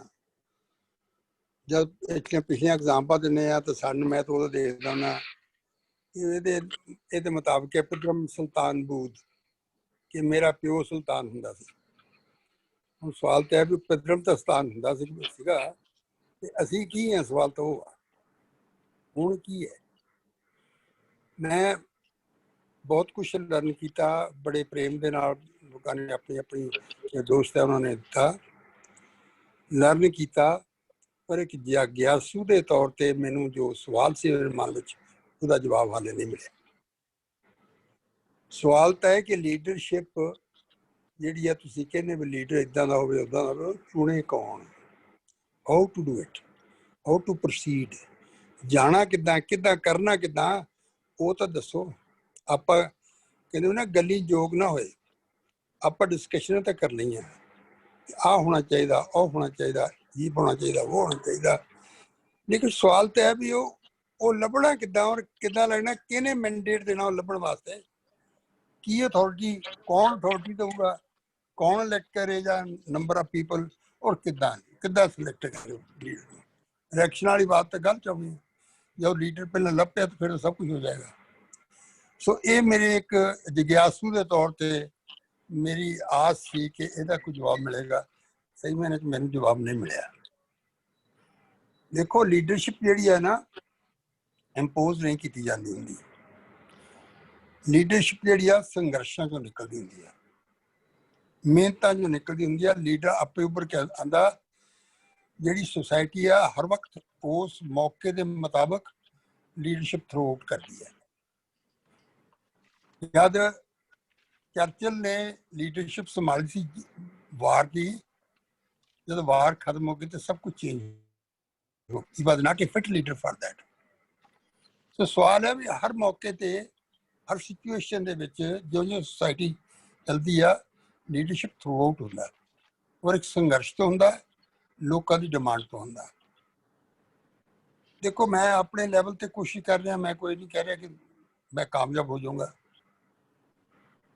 ਮੈਂ ਪਿਛਲੀ ਜੁਲਾਈ ਤੋਂ ਲੱਗਾ ਹੋਇਆ, ਤੁਹਾਨੂੰ ਮੈਂ ਅੱਗੇ ਵੀ ਦੱਸਿਆ ਸੀ ਕਿ ਮੈਂ 80 NGOs ਨੂੰ ਸੱਦ ਕੇ 850 ਬੰਦੇ ਨੇ 48 ਘੰਟੇ ਮੰਥਨ ਕਰਕੇ ਅਸੀਂ ਜੋ ਪ੍ਰੋਗਰਾਮ ਬਣਾਇਆ ਉਹ ਚਲਾਇਆ। ਪਿੰਡ ਦੇ ਵਿੱਚ ਰੋਜ਼ 4-4 5-5 ਮੀਟਿੰਗਾਂ ਕਰਦੇ ਨੇ ਸਾਡੇ ਵਰਕਰ, ਲੋਕਾਂ ਨੂੰ ਸਮਝਾਉਂਦੇ ਨੇ ਕਿ ਤੁਸੀਂ ਕਿੱਥੇ ਖੜੇ ਹੋ, ਤੁਹਾਡੇ ਕੀ ਹੱਕ ਨੇ, ਤੁਹਾਡੀਆਂ ਕੀ ਪ੍ਰੋਬਲਮ ਨੇ, ਉਹ ਕੀ ਹੋਣਾ ਚਾਹੀਦਾ। ਇਹ ਸਮਝਾਉਣ ਤੋਂ ਬਾਅਦ ਜਿਹੜੇ ਸਾਡੇ ਨਾਲ ਕੋਈ ਲੀਡਰ ਜੁੜੇ ਨੇ, ਅਸੀਂ 32 ਲੀਡਰ ਚੁਣੇ 32। ਉਹ ਜਿਹੜੇ 32 ਲੀਡਰ ਹੈ ਉਹਨਾਂ ਦੀ ਤੁਸੀਂ 1-2 ਦਿਨਾਂ ਵਿੱਚ you will find N announcement. ਫੋਟੋਆਂ ਤਾਂ ਸਾਰਿਆਂ ਦੀ ਨਹੀਂ ਹੋਣੀਆਂ, ਪਰ ਨਾਮ ਸਾਰਿਆਂ ਦੇ ਆਉਣਗੇ।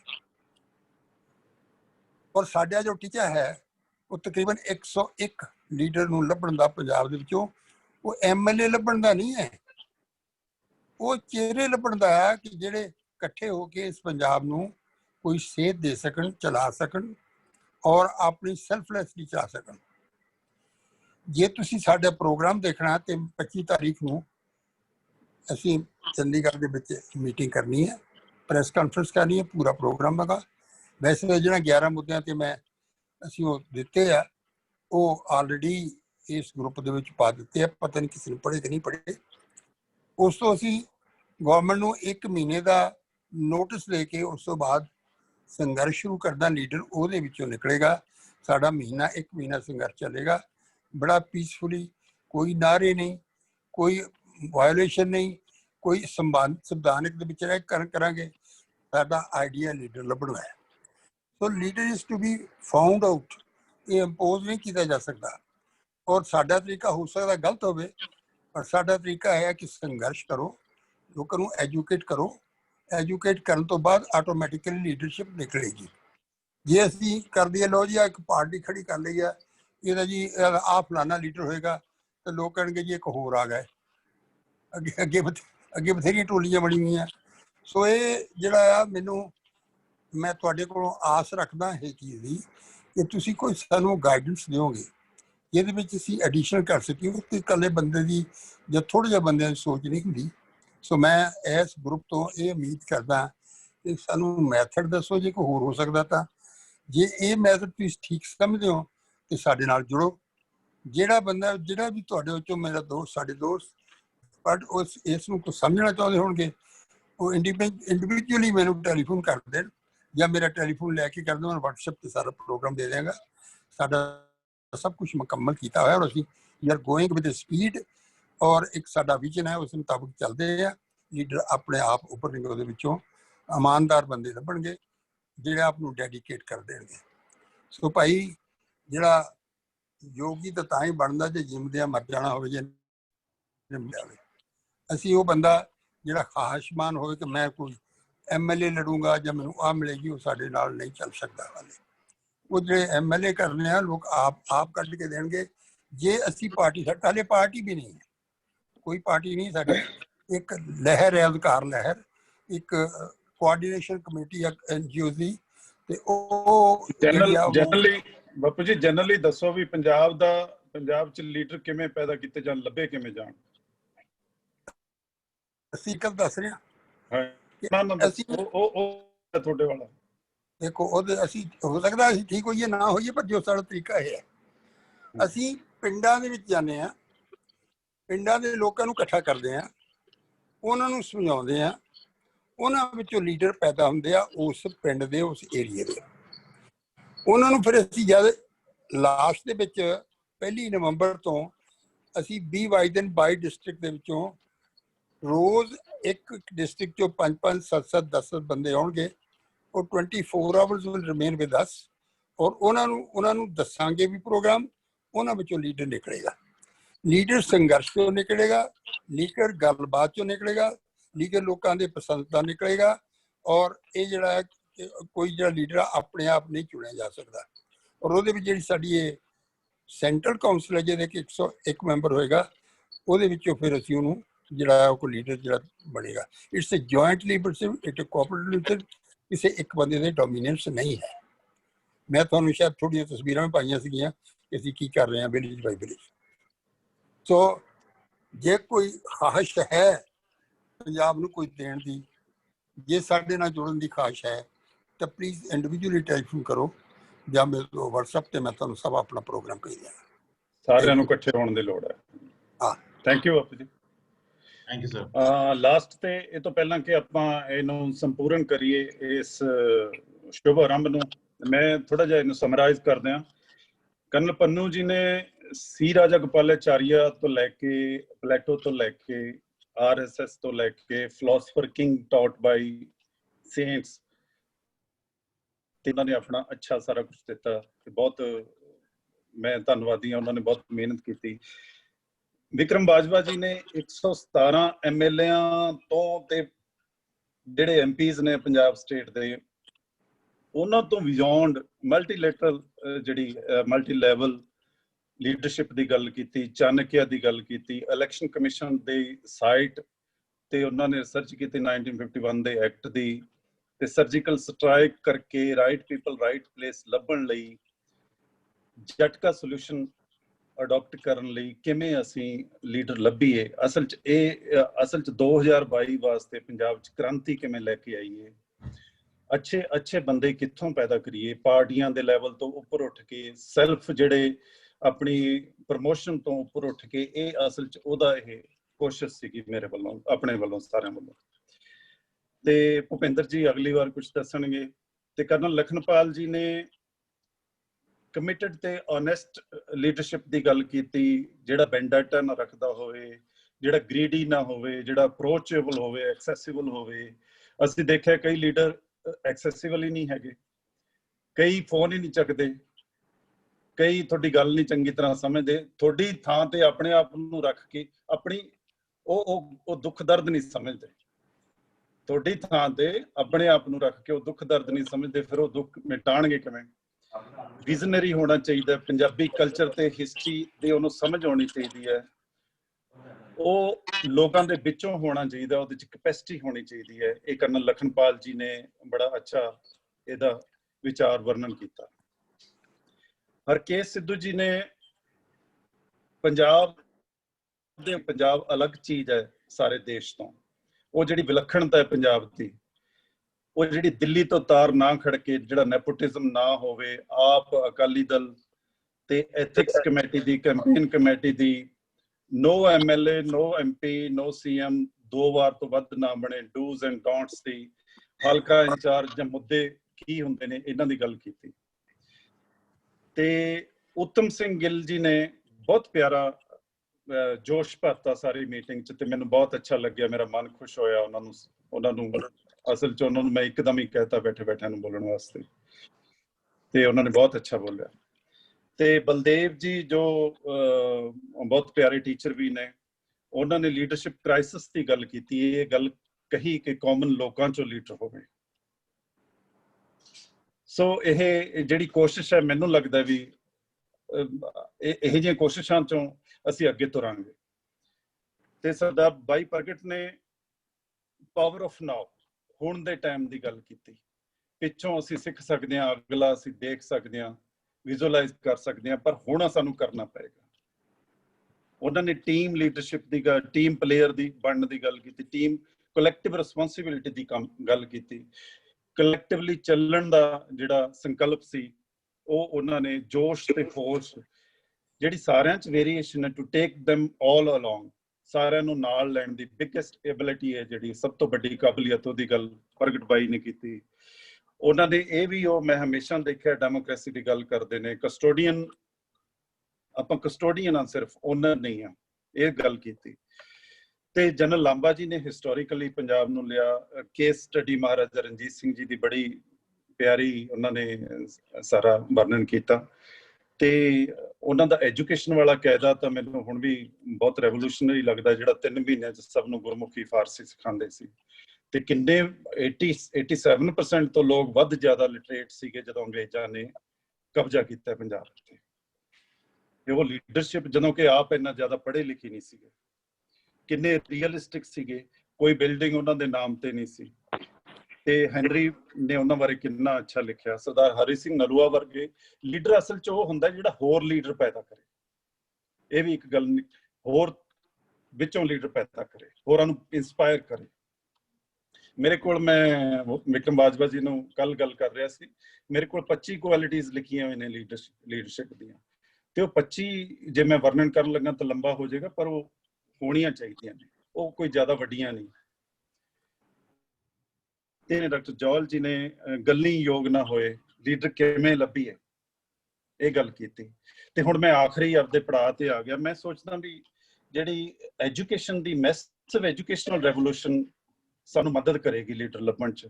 ਸਾਨੂੰ ਲੋਕਾਂ ਦੇ ਵਿੱਚੋਂ ਹਰ ਕੰਸਟੀਚੁਐਂਸੀ 'ਚ, ਹਰ ਹਲਕੇ 'ਚ ਕਾਬਲ ਬੰਦੇ ਬਹੁਤ ਹੈਗੇ, ਸਨਮਾਨਿਤ ਬੰਦੇ ਬਹੁਤ ਹੈਗੇ, ਗੁੱਡ ਸਟੈਂਡਿੰਗ ਜਿਨ੍ਹਾਂ ਦੀ ਹੈਗੀ ਸੋਸਾਇਟੀ 'ਚ, ਸਾਰੇ ਲੋਕਾਂ ਨੂੰ ਪਤਾ ਹੈ ਕਿ ਉਹ ਫਲਾਣਾ ਬੰਦਾ ਚੰਗਾ ਪਰ ਪੋਲਿਟਿਕਸ ਨਹੀਂ ਆਉਂਦਾ। ਇਹੋ ਜਿਹੇ ਲੋਕ ਬਹੁਤ ਹੈਗੇ ਤੇ ਜਨੂਨ 'ਚੋਂ ਲੀਡਰਸ਼ਿਪ ਨਿਕਲੇਗੀ। ਏਜੰਡਾ, ਰੈਵੋਲੂਸ਼ਨਰੀ ਏਜੰਡਾ ਜਦੋਂ ਦਿਓਗੇ ਤੁਸੀਂ, ਕੋਈ ਮਰਜ਼ੀਵੜੇ ਸੋਚਣ ਵੀ ਅਸੀਂ ਇੱਕੋ ਵਾਰ ਇਲੈਕਸ਼ਨ ਲੜਨੀ ਹੈ, ਅਸੀਂ ਆਪਣੀ ਮਾਂ ਦੇ, ਪੰਜਾਬੀ ਮਾਂ ਦੇ ਚੱਜੇ ਪੁੱਤ ਕਹਾਉਣਾ ਹੈ, ਕੋਈ ਸਾਨੂੰ ਅਹੁਦੇ ਦੀ ਲੋੜ ਨਹੀਂ, ਕੋਈ ਸਾਨੂੰ ਇਹ ਜਿਹੜੀਆਂ ਪੈਨਸ਼ਨਾਂ 12-12, 15-15 ਇਹ ਲੈ ਰਹੇ ਨੇ ਲੋਕ, ਜਿਹੜੀ ਮਿਸਮੈਨੇਜਮੈਂਟ ਹੈ, ਇਹ ਸਾਰੀ ਦੂਰ ਕਰਨ ਦੀ ਲੋੜ ਹੈ। ਸੋ ਮੈਂ ਬਹੁਤ ਮਸ਼ਕੂਰ ਹਾਂ ਜੀ, ਬਹੁਤ ਧੰਨਵਾਦੀ ਹਾਂ ਸਾਰੇ ਮੇਰੇ ਭਰਾਵਾਂ। ਜੇ ਕੋਈ ਬੋਲਣ ਤੋਂ ਰਹਿ ਗਿਆ ਪਲੀਜ਼ ਨਿਸ਼ਾਂਤ ਜੀ ਦੇਖਣਾ, ਹੋਰ ਕੋਈ ਹੈ? So that's it. ਇੱਕ ਭੁਪਿੰਦਰ ਸਿੰਘ ਜੀ ਰਹਿ ਗਏ ਸੀ ਜੇ ਬੋਲਣਾ ਚਾਹੁੰਦੇ। ਜੱਜ Bhupinder Singh ji. He was left out, he backed out, but if you like, love to hear him. ਜੱਜ ਭੁਪਿੰਦਰ ਸਿੰਘ ਜੀ ਕੁਝ ਕਹਿਣਾ ਚਾਹੁੰਦੇ ਹੋ? Sir, unmute please. Unmute sir. ਹਾਂਜੀ, ਇੱਕ ਵਾਰ ਫੇਰ ਸਾਰਿਆਂ ਨੂੰ ਸਤਿ ਸ੍ਰੀ ਅਕਾਲ ਜੀ। ਵੀਰ ਜੀ, ਮੈਂ ਜਸਟ ਇੰਨਾ ਹੀ ਕਹਿਣਾ ਚਾਹਾਂਗਾ ਕਿ